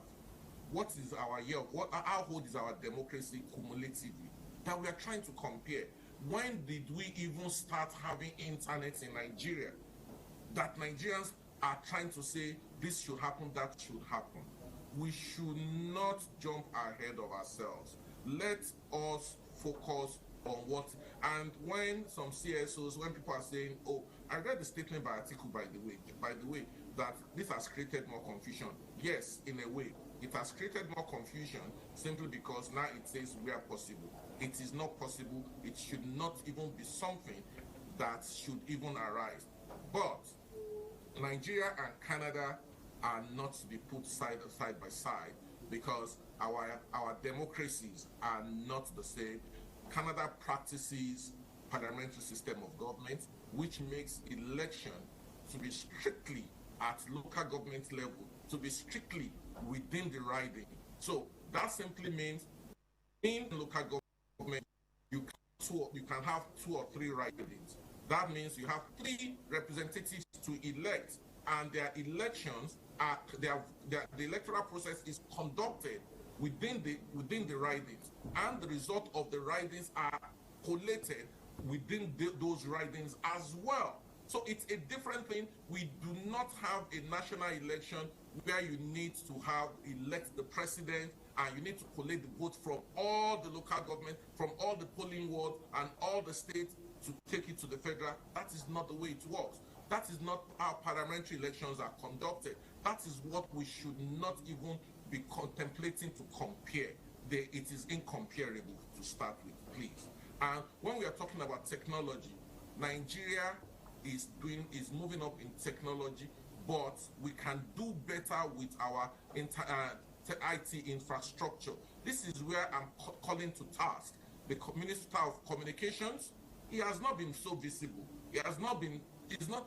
As a matter of fact, I woke up this morning to see some posts on Facebook on how people are describing the communications minister as Minister for Agriculture Infrastructure. That is very bad. That simply means he is absent from his duties. We need to task the communications minister and the Ministry of Science and Technology. We need to improve our IT infrastructure as a nation, and particularly when we are talking about electronic transmission. What is our cybersecurity guardrails? Do we even have defined cybersecurity guardrails? I don't know of it. I, as a person, I'm an IT consultant. I have worked with the Canadian government, and I mean government of Canada itself, on cybersecurity guardrails to ensure that ministries and parastatals conform to defined cybersecurity guardrails. What is our cybersecurity guardrails? I'm not talking about data protection. Protection is one thing. Cybersecurity guardrails is another thing. Do we have that defined? If we do not have the guardrails, how do we want to be talking about electronic transmission of results? These are things that need to be built before we get to that level of talking about electronic transmission. There is a need for education. And it's not as if Nigerians are not educated, but they are lazy and to a large extent deliberately mischievous. I'm sorry to say. I must say a big thank you to you, Bayo Adedosu, for joining us all the way from Canada to shed light on the Senate resolution and also reaction trading that and what you make of it. Hopefully, the powers that be can listen and do the needful. Thank you so much for joining us all the way from Canada this morning. Thank you so much for that, right there. And that's Bayo Adedosu, co-founder of African Data Warehouse, joining us all the way from Canada to be part of the discussion right there. Thank you so much. Thank you very much, Solu. Thank you so much right there. And that's Bayo Adedosu, co-founder Africa Data Warehouse, joining us to shed light on the Senate resolution and also the controversy surrounding it and the best way going forward. So much right there from the Abuja Network Studio. Now we're moving over to our Lagos Network Studio, where the conversation on This Morning on ITV continues.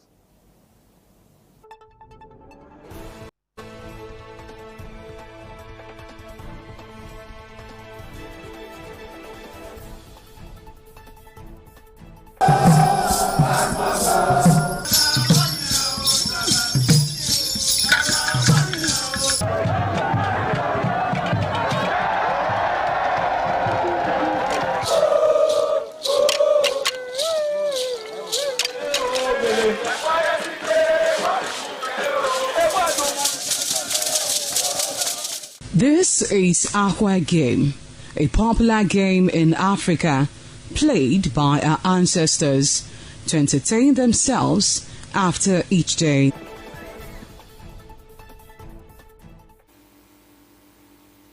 Many thanks for staying with us. We're still on TMI this beautiful morning on ITV. I am Marcelina Unkwo. And this morning, our guest that would be helping us analyze this topic is Dr. Kenny Odubemi. He is a political analyst. Hello, good morning. Good morning. It's always my pleasure to be with you on independent television. Thank you very much. Yeah, thank you so much for always showing up. All right, this morning we would be talking about the Senate emergency section on the Electoral Act amendment, which has sparked intense national debate, the removal of mandatory real-time electronic transmission of election results. Supporters says it allows flexibilities for INEC, while critics argue it weakens transparency and could affect public trust ahead of 2027 election.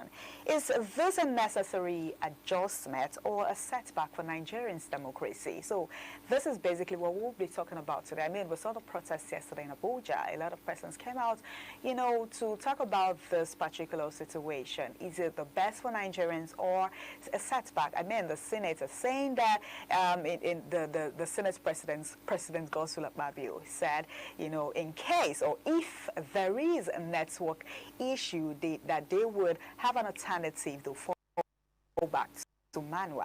Most Nigerians, and it's, you know, funny at all, like past the stage of using manual, why are we falling back? Why are we saying that in case if there is a network issues? And a lot of Nigerians came out to say that, no, why would there be network issues? Are you guys trying to tell us that, okay, now for the forthcoming 2027 election, we should be expecting network issues, that if there's network issues, we'll fall back to manual? I mean, this has gotten a lot of people talking to Tumba. Let's get your take. Thank you very much. In fact, it's quite interesting, and I'm quite excited about the question you asked, because it's a national issue and almost causing a national menace. Let us tell ourselves the truth. All over the world, they do hybrid system. It's a combination of digital and analog. Even in US, all over the world, is not completely real-time transfer. Even in India, people are talking about the view of the population, because most of ODA have different regional locations. There are some places that are very extreme in the village. So we should get it right now that even if we want to copy, let us copy, but let us be a bit sensitive. A problem we have in Nigeria is not the issue of the real-time. We have always been having real-time transfer of data, transmission of data. It is because of the network glitch that happened. That's why people are talking about real time. There's always a transfer, because, in fact, across the board, once you go, most of all your data are stored in the beavers. And it is transmitted from the beaver via the RF portal. So we've been having transmission of result. But let's talk. There's a difference between transfer and transmission. For instance, when you go, you do to your visas. Most of your data are transferred onto the beavers. Is that not so? It is from the visa, it is now transmitted to the National Control Center. But let us talk. We've been having transmission, but the concept of real time is what we're talking about. And it was because of the glitch. And let the truth be told, a lot of people minimize the truth. What really happened, one of the causes of the glitch is that there were over 12 million cyber attacks during presidency. And the network is almost unstable. So those are the real issue. Cyber attack, because according to a lot of times, there are compromises on encryption level, there are compromises on the building firewall, there are compromises on the intrusion detection system. So if Nigerians are asking for something, let us prepare ahead. This is if you plan. If you fail to plan, you have already failed to act. Is that not so? Now, let us talk. Let us now break this down for people to understand. Because we don't trust ourselves, that's why people are very sentimental. And because people are already depressed, people are already carrying a lot of phobia. That's the reason why, because I don't see us saying we are going on public. We have been transmitting. Are you in support of it? In support of transmitting? Manual. Oh, yeah, I'm in support of combination. Let me now explain to you. Clause in the Constitution, Act of 2022, Clause 60, Section 3 said, Electoral Act, this is, you are talking about, it permits transmission of election result, but not mandatory. That was all. And also, which means we are now talking about the issue of technology transparency and real-world connectivity. The two of them are not the same thing. People do not understand the concept of real-world connectivity. People are talking, technology is when you have the paper, you have the RF, everybody can see. But real world technology, what goes within the connectivity, people don't understand. And we need to explain to them so that people can understand. Now, let me tell you, as the section 50 subsection 2 gives INEC the authority, the power to be able to use any means or any transmission method into consider in case they have what we call infrastructural limitation. We all know that there's infrastructure deficit in Nigeria. How? Let me now explain. People have a lot of misconceptions. If you look at the infrastructure deficit we are talking about, is the infrastructure base of the mobile network operator. In the north, I am on air now. Quote me, in the north, most of the transmission tower, because I retired from MTN, most of the transmission hub have been destroyed. In the north, you understand, we don't have network connection. In the north, especially in the remote area, they don't have good road, they don't have light, they don't have road. If we come to think of go to south, go to in the Riverine area, we have extremely poor network connectivity. Otumba. Yes. Sorry for cutting your shirt. One side calls the mandatory e-transmission a democratic safeguard, while the other side says rigid tech requirements could disenfranchise voters in areas with poor connectivities. How do you assess this argument? Good. Let me explain to you. We all need to have clear understanding. It is because we don't trust ourselves, we misinterpret a lot of issues. Now, we have to understand now that from EC8 is part of the prerequisite because you have to fill form. When you go there, you give your data. Your data is already with them. When you go there, you fill form. You understand? They'll process all the detailing where you're going to do pointing. You understand? And it is that one that they scan and store on the beavers. Now the question is how people are saying differential. If people understood what is that, they are saying now that one, when you have a poor network coverage, it is true. Let me tell you, it is true now that there is another alternative. You can do offline, you can do online. That itself is a question of providing for the facility. I'm saying now that we are talking about balancing the issue of technology, issue of real world connectivity, you understand, to be able to ensure that we have a kind of approach that will be a win-win situation. It will not differentiate. The reason is this, it's because we don't trust ourselves. Once you go, you carry a proper accreditation, your data are stored in the beavers, and beavers cannot be compromised. Beavers, is provisioned already. So people should have a clear understanding that when you go there, make sure you carry necessary. And also, you are not in control of the network. The problem with the network is this one, infrastructure deficit. Infrastructure deficit, we're saying now that, especially when it has to do with power. We've seen Greek collapse. Who is in charge of Greek collapse? Is it not, you understand? And also, when there's a Greek collapse, incidentally, we're beginning to talk about using alternative, which is the diesel. Let me tell you, if you want to say they should provide, is it government that will provide money for the mobile network operator to be able to see? Even right now, even the voice level is giving problem, talking of data. I'm not giving excuses. Yes, I want them to transfer. You see, a lot of people confuse a lot of things. For instance, some people are saying that even the insurgents, they are free to, they call freely.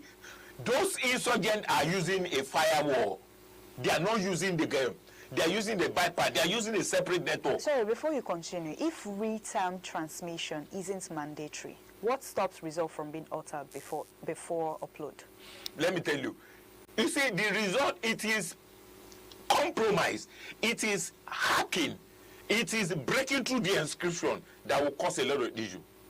Now, what we're saying is this now. What do we have now? Let us even have access of what we're doing. Because if people have clear understanding of what is on ground, they will be able to know what to ask for. Now, they will be able to know separate responsibility. Remember, INEC do not control the network. INEC will depend on existing mobile network operator. Is that also? INEC do not control network. What INEC can do is to ensure that they provision their own system. Even if they provision their system in such a way that they have two options, made that online and offline. Remember, people are going to handle it. And compromise can still happen. When it comes to in order to reduce the concept of litigation, that's why we need to have a balanced approach that if it happens, it doesn't mean it will happen. And what we're going to do now is what should be mandatory, because you cannot say everything is mandatory. Technical for no system can function 100% efficiency. Is that also? Even if you have about 1,000, if you have issue with one, you understand? Are you not going to say because the issue we have to one will not disturb the integrity of the other? The weakness in what we're discussing is one, who control network glitches? It can happen anytime. System can malfunction. INEC is not in charge of it. It is network provider. 2, infrastructure deficit.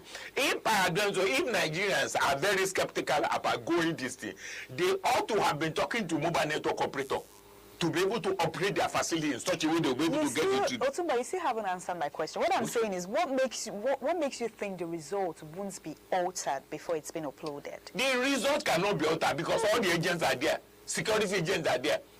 What should be mandatory is that every agent of the party must be at the polling booth. If all the party's agents are there, would they alter your result? Even if you are there, and remember from ECH, when you do, everybody can understand before it is uploaded. So that's why I'm saying now that the issue of transitional results is not really a big deal. They've been doing it before. Remember, we're not doing e-voting. In fact, the impression, the mentality of our people is that immediately you go, you do voting. If it's in America, you do email voting, you do. It's different.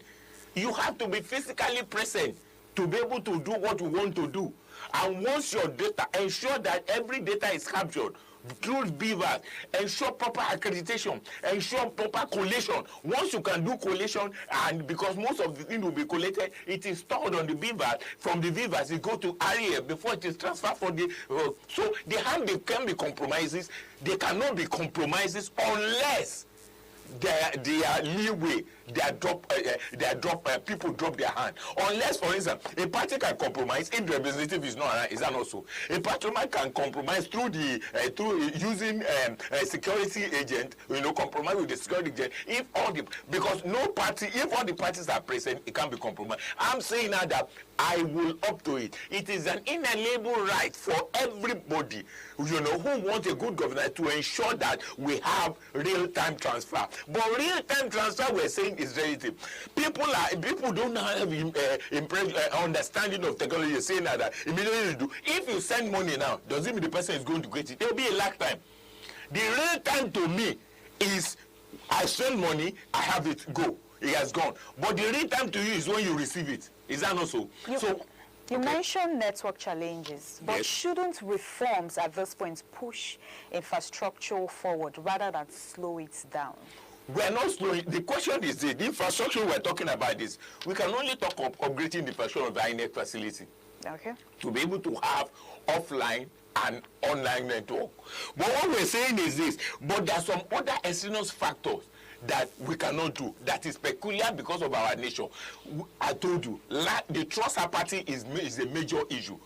All over the world, they use hybrid. Even in most civilized world, Germany, everywhere you talk about, they use hybrid. Because they've established some level of trust. Now, the problem we have, the threat we have, that people don't talk about this.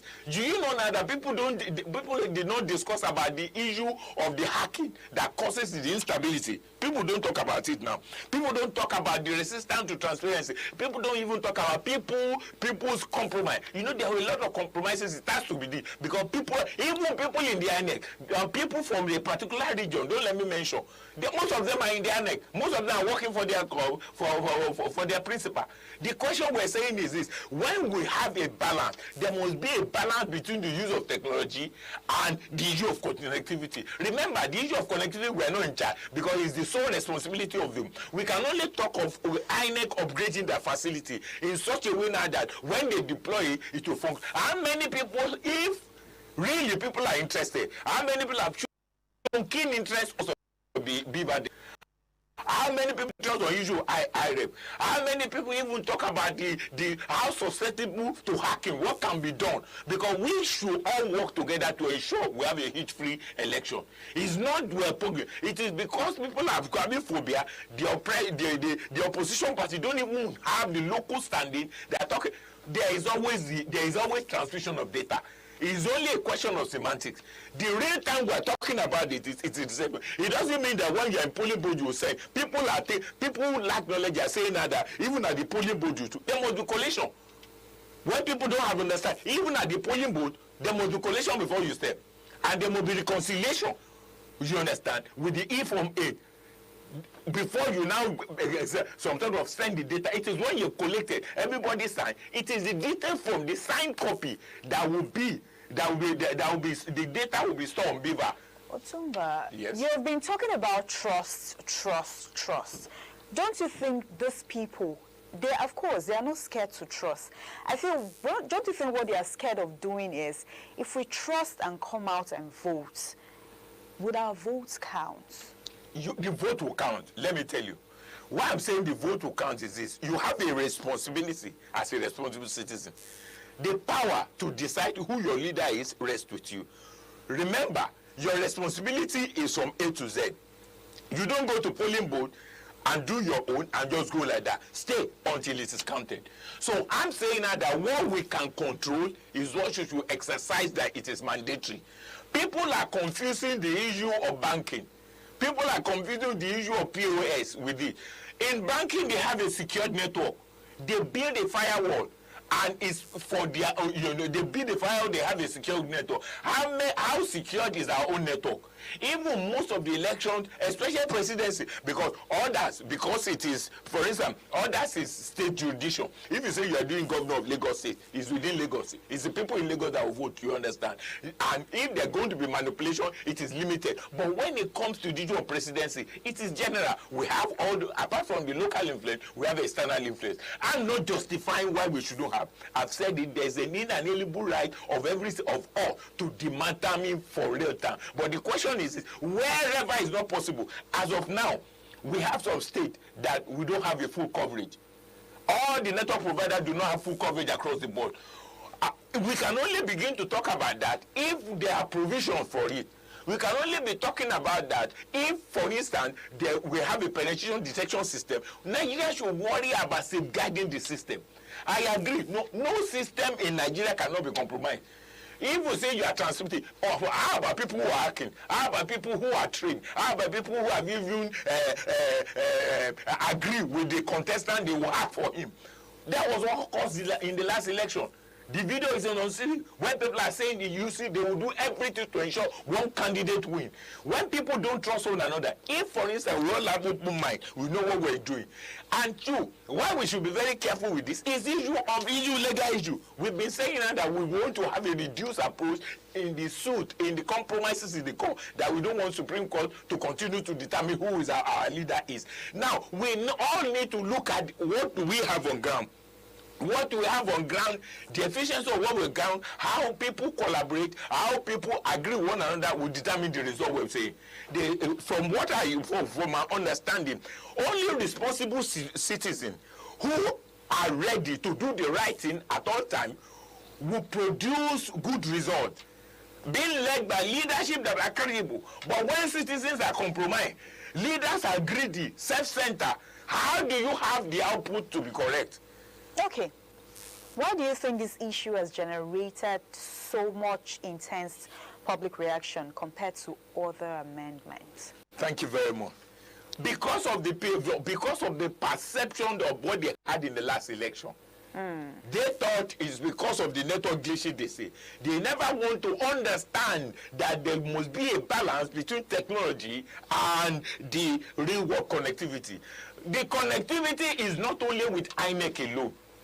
INEC can do offline and online. Is INEC in charge of the network? Is INEC the one that's producing E1? You understand? Is INEC the one that will produce connectivity? No, it's the mobile network operator.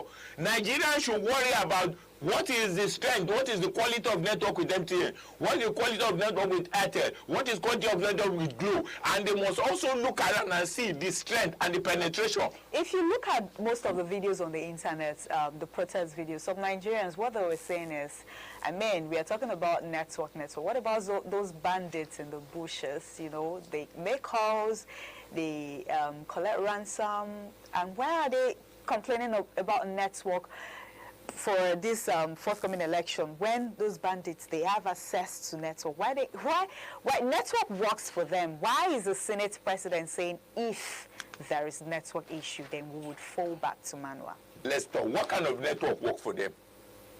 I have told you, the bandits you are saying, they operate on firewall. They have their own network they do. They have their own satellite community. Remember, they are being bankrolled by external forces. People bankroll them.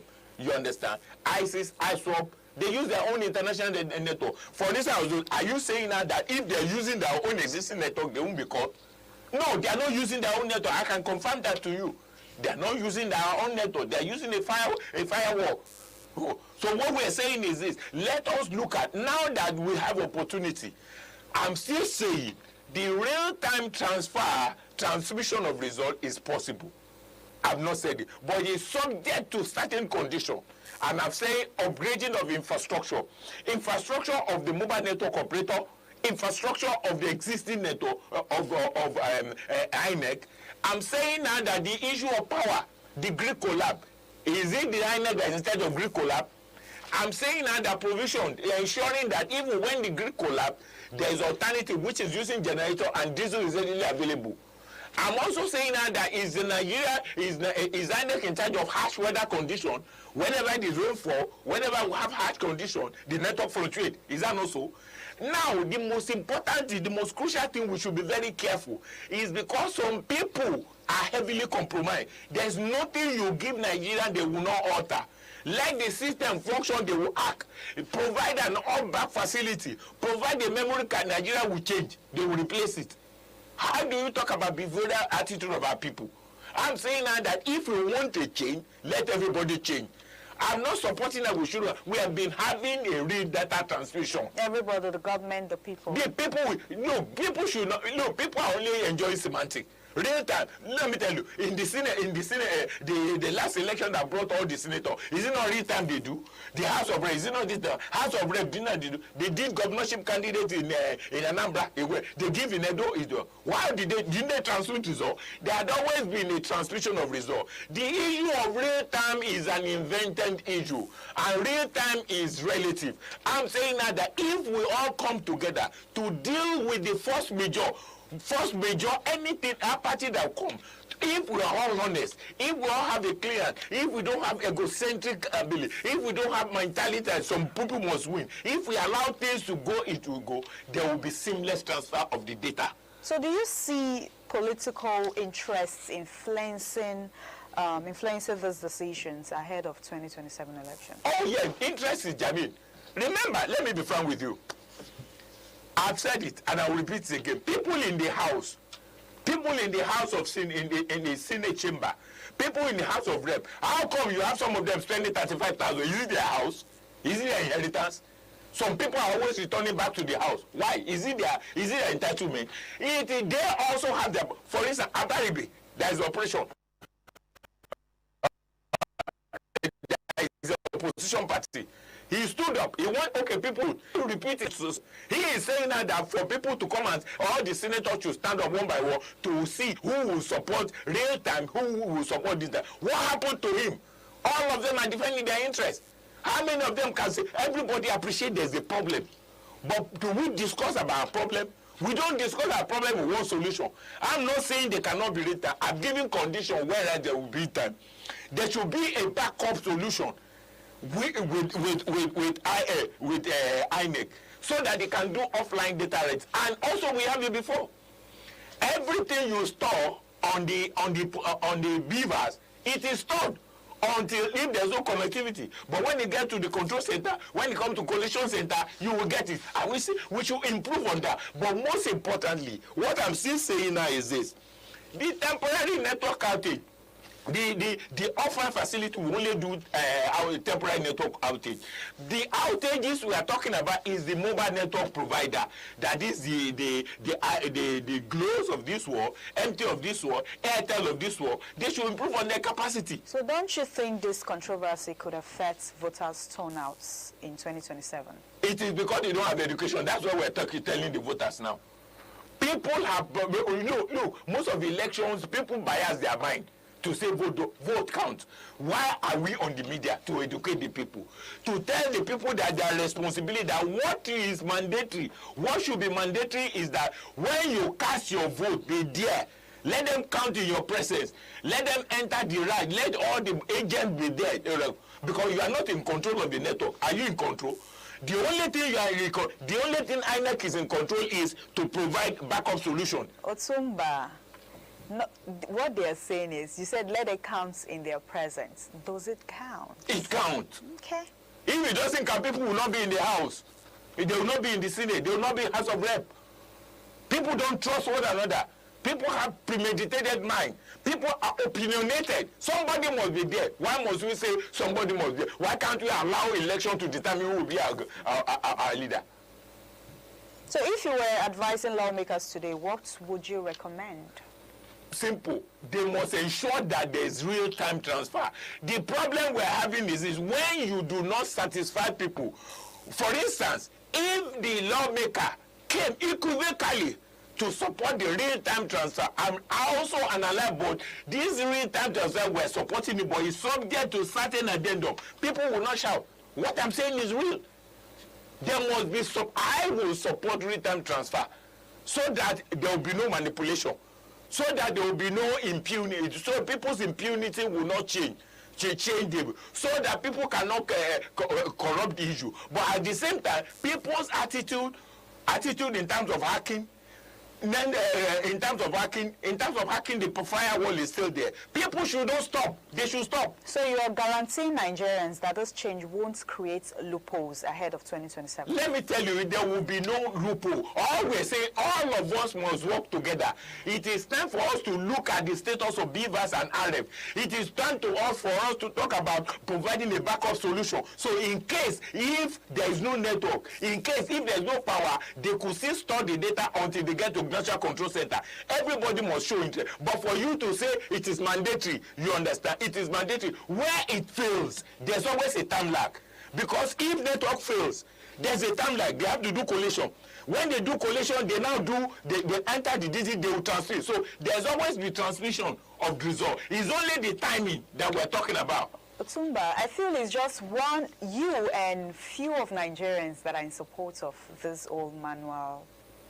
I'm in support of the mix. A lot of Nigerians are not in support. Because people don't understand. I worked in MTA, I retired in MTA. I understood the networking. Thank you. Otumba, thank you so much. Dr. Kenny Odubemi, thank you so much for your time. Thank you so much for helping us analyze this topic. Thank you, all our viewers. Thank you, Nigerians, for joining our Lagos Network studio this beautiful morning on TMI. I am Marcelina Unko. Do stay with us as we hand over to Benin for the Benin Network studio for the continuation on TMI.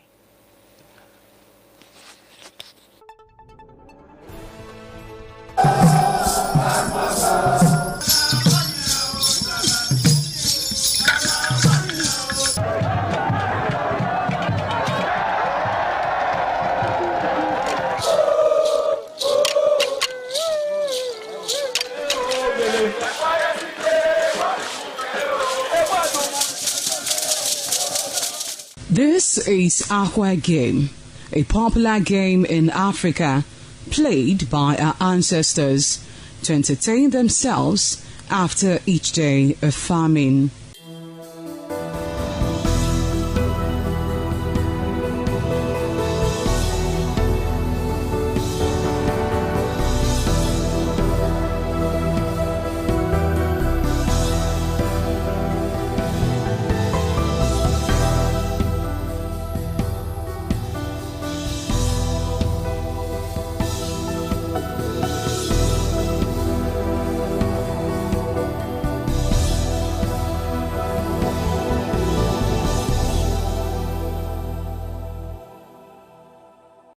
It is also relevant in our coronation in Africa.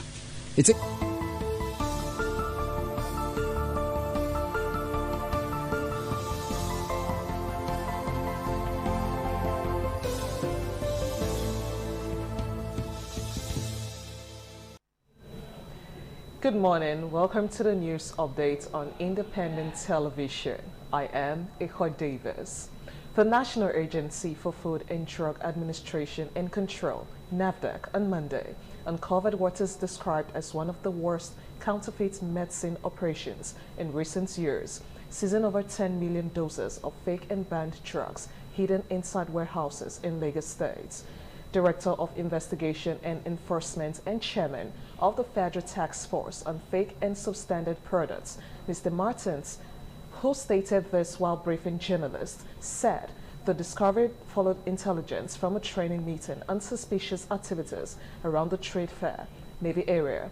The man said, acting on information from the meeting, their team visited the location and found multiple warehouse structures built like residential houses, but used solely for storage.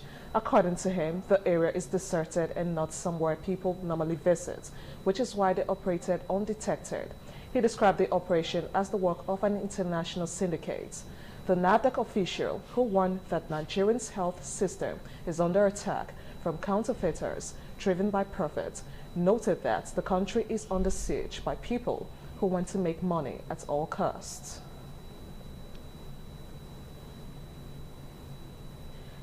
The discovery of a bullet on the seat of the majority leader at the State House of Assembly, Honorable Jonathan Ibahamo, during Tuesday plenary to the indefinite adjournment of legislative activity. Assembly correspondent Joy Obarisiagma reports that the discovery prompted lawmakers to evacuate the chambers, while the State Commissioner of Police, Monday Agbonika, was immediately notified to investigate the incident. Plenary session was set to resume on Tuesday after the festive break. However, it was disrupted before it even began, as the attention of the majority leader and member representing Esan West constituency, Honorable Jonathan Ibahamo, was alarmed about a bullet on his seat. The sudden discovery of the bullet brought proceedings to a halt. Addressing journalists, Honorable Ibahamo said investigations are ongoing by the police to determine how the bullet got there, while legislative activities have been postponed indefinitely. We were preparing for sitting today, and our attention was called to the fact that there was an incident here. So it's possible I say this kind of bullet, I'm not expecting that one. I'm a lawmaker. So the police that will be able to say it's AK-47, it's AK-49, it's a bomb, I don't know. So, but let them do their work. So when they finish, they will give us a report and probably also not brief the press at that time. But we should be rest assured that everything is calm in the house. We are okay. We are not distracted. We are focused. And certainly we will come back and do our normal routine sitting when they would have finished. The chambers were immediately locked and journalists denied access. Speaker, Edo State House of Assembly, Right Honorable Blessing Agbebako, was absent during the incident. From Benin, Joy Obaisiagbon, ITV News. The Nigerian Senate, during an emergency sitting, considered and passed the votes and proceedings of the Electoral Act Amendment Bill, including provisions for the electronic transmission of election results. This follows the Senate's decision to rescind its earlier use of the word transfer, replacing it with electronic transmission. National Assembly correspondent Charity Tanko reports that the sitting turned rowdy as Senator Abaribe challenged the outcome of the vote, claiming there was a division. The Senate emergency sitting was prompted by reactions and protests from Nigerians following the passage of the Electoral Act Amendment Bill for third reading. The bone of contention was the Senate's removal of the mandatory electronic transmission of election results in real time from the bill. At the emergency sitting on Tuesday, Senate President Godswill Akpabio commenced proceedings with the consideration of the votes and proceedings of the last plenary. On reaching page 1482, Senate Chief Whip, Senator Mohammed Mongono, raised the point of order, citing Orders 1B and 52.6 of the Senate Standing Rules to allow the Senate rescind its earlier decision on the electoral bill. The presiding officer shall electronically transmit the results from each polling unit to IREP portal, and such transmission shall be done after the prescribed form ECAA has been signed and stamped by the presiding officer and or countersigned by the candidates or polling agents where available at the polling unit, provided that if the electronic transmission of the result fails as a result of communication failure and it becomes impossible to transmit the result contained in form ECAA, signed and stamped by the presiding officer and or countersigned by the candidates or polling agents where available at the polling unit, the form ECHA shall, in such a case, be the primary source of collation and declaration of results. Those in support of the motion as enunciated by Senator Monguno and seconded by Senator Bamoro say aye. And those against say nay. The ayes have it. Following the voice vote, Senator Eyenaya Abaribe raised a point of order challenging the outcome, insisting there was a division in the chamber. Mr. President, I claim a division. In respect of, we need to vote individually now. Put it to vote! Put it to vote! From the outcome of the emergency sitting, it is clear that the Senate did not include the keywords mandatory and real-time in the Electoral Act Amendment Bill. From Abuja, Charity Tanku, ITV News. A former Rivers State Governor and ex-Minister of Transportation, Rotimi Amaechi, has accused the Tinubu administration of abandoning the welfare of Nigerians in pursuit of political ambition. John Tanner reports that Amaechi made the allegation while leading Day 2 of the Occupy the National Assembly protest, demanding real-time electronic transmission of election results in Abuja.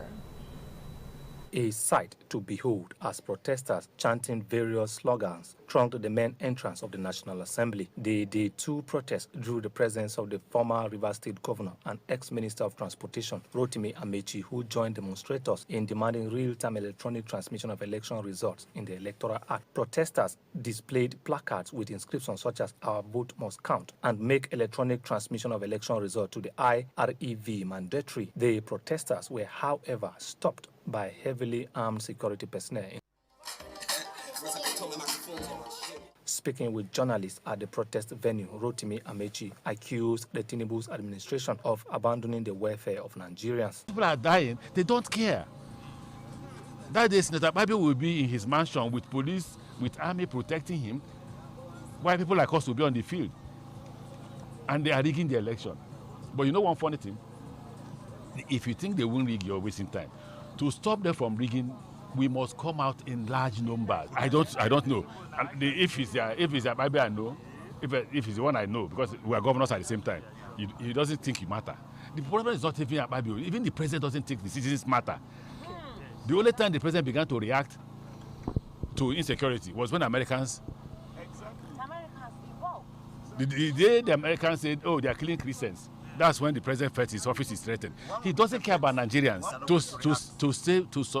Okay, this is to make the mark that Nigerians must come out. You're right. What is the essence of this protest? We must go back home now, before the election, and mobilize ourselves in large number.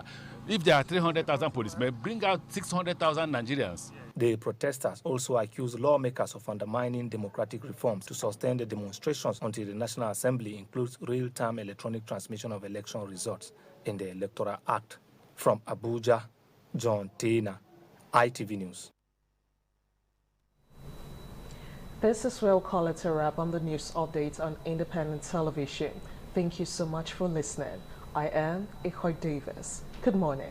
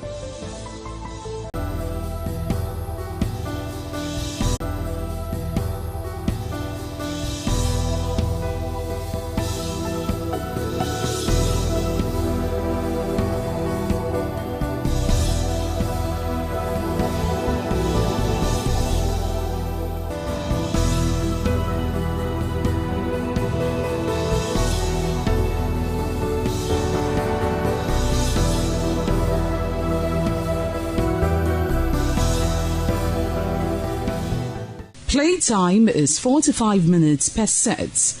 There is no age limit as long as you can spin Akwe seed.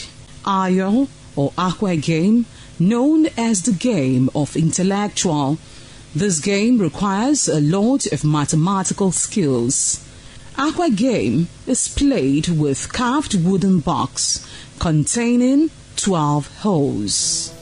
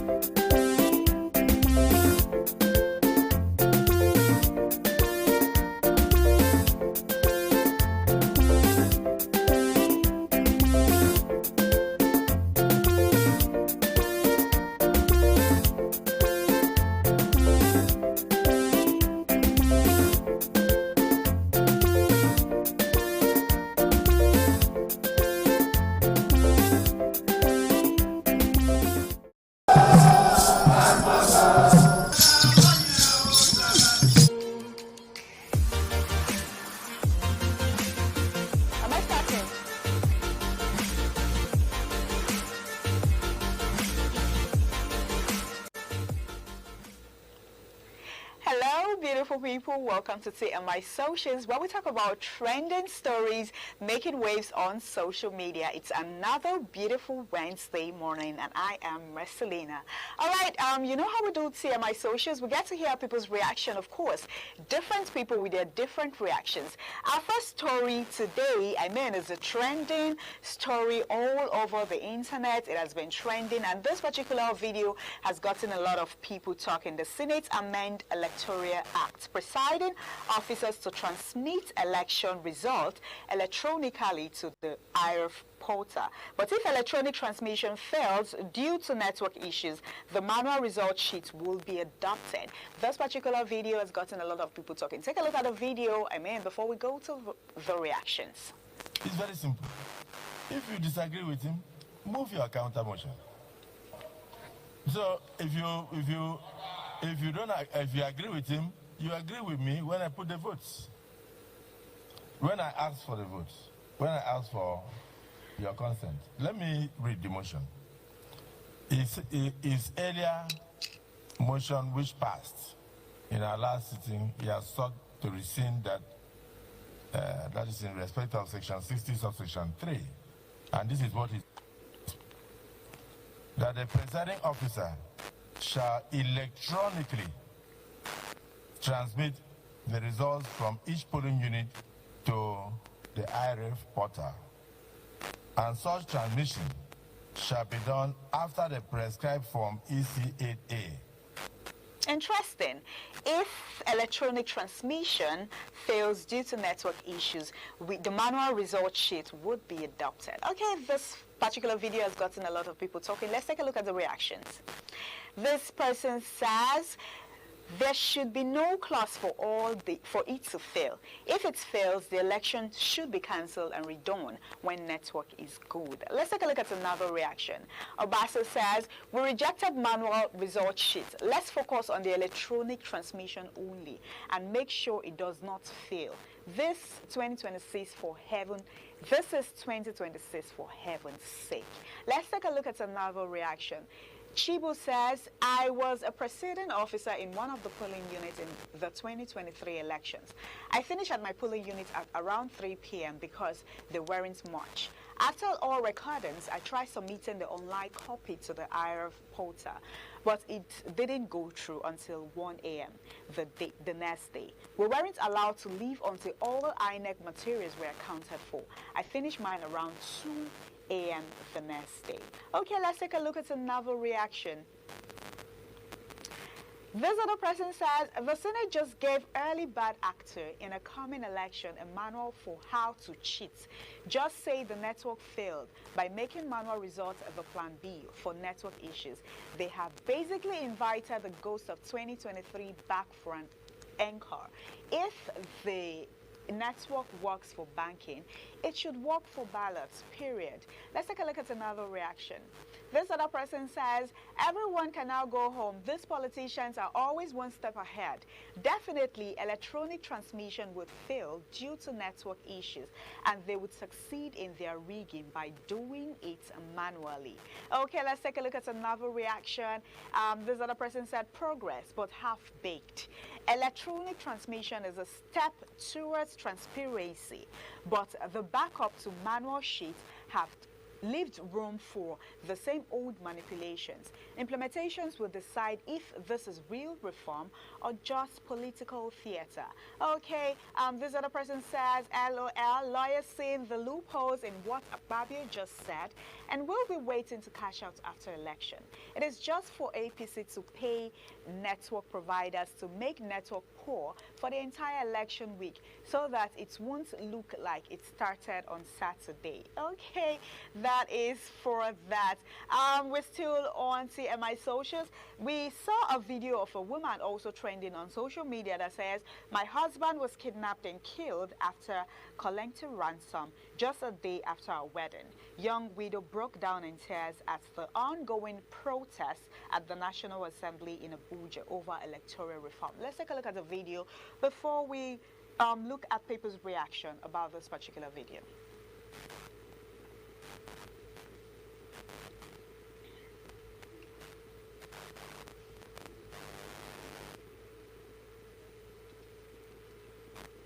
As you are seeing me, I'm a young widow. I am a lady whose husband was kidnapped and killed after paying ransom just 1 year after my wedding, and I gave birth to a set of twins. As you can see, I have a lifetime experience. I have an experience that is breaking me all through my life. So now you can see that I am bitter that this is the way Nigeria is at the moment. So we want a free and fair election.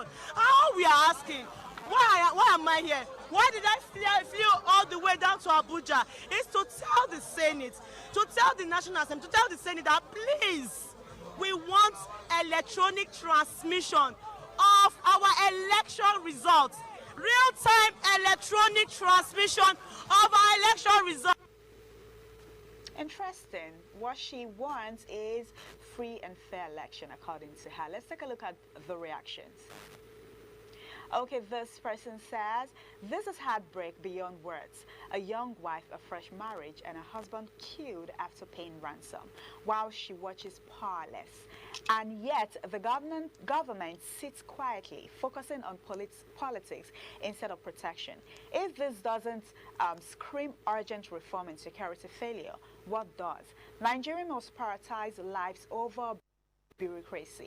Every citizen deserves to walk the street without fearing death. Let's take a look at another reaction. CJ said, people tell you how Nigeria will know they are tired of bleeding from hardship and pains. Let's take a look at another reaction. King Dave says, look at the irony. It's thousands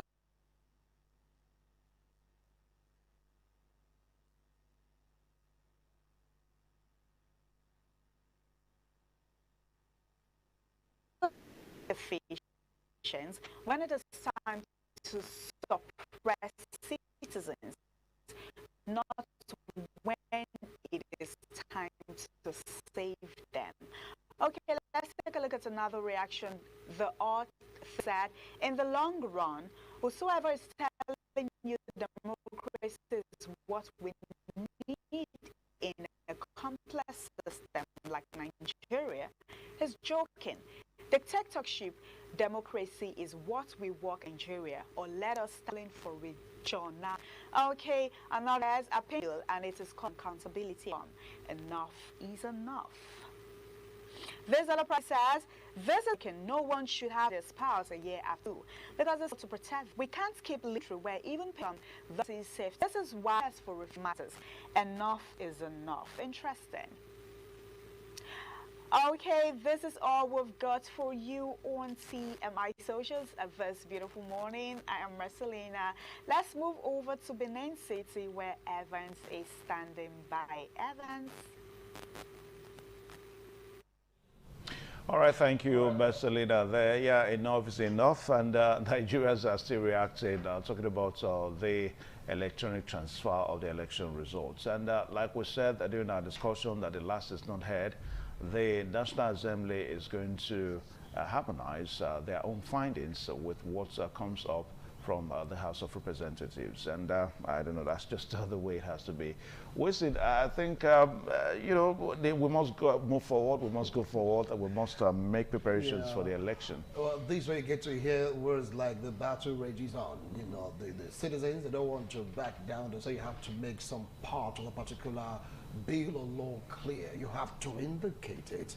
Real time, e-transmission, you have to say those parts, not just yes, we agreed to it, but if there is a failure, we have to go back to we're going to put it in a manual. It's true that the U.S., during the course of the election, they need to do manual if there are issues that's associated with electronic transmission. During the presidential election between Trump and, of course, Joe Biden, some you have to call the mailing votes. Yes, manually, they have to vote manually, and it's counted. But the issue we are having right now in Nigeria is trust. It's the issue of trust.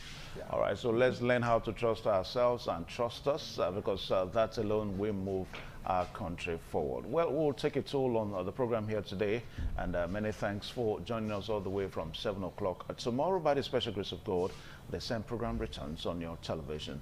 My name is Evan Sonokugi. A very good morning to you.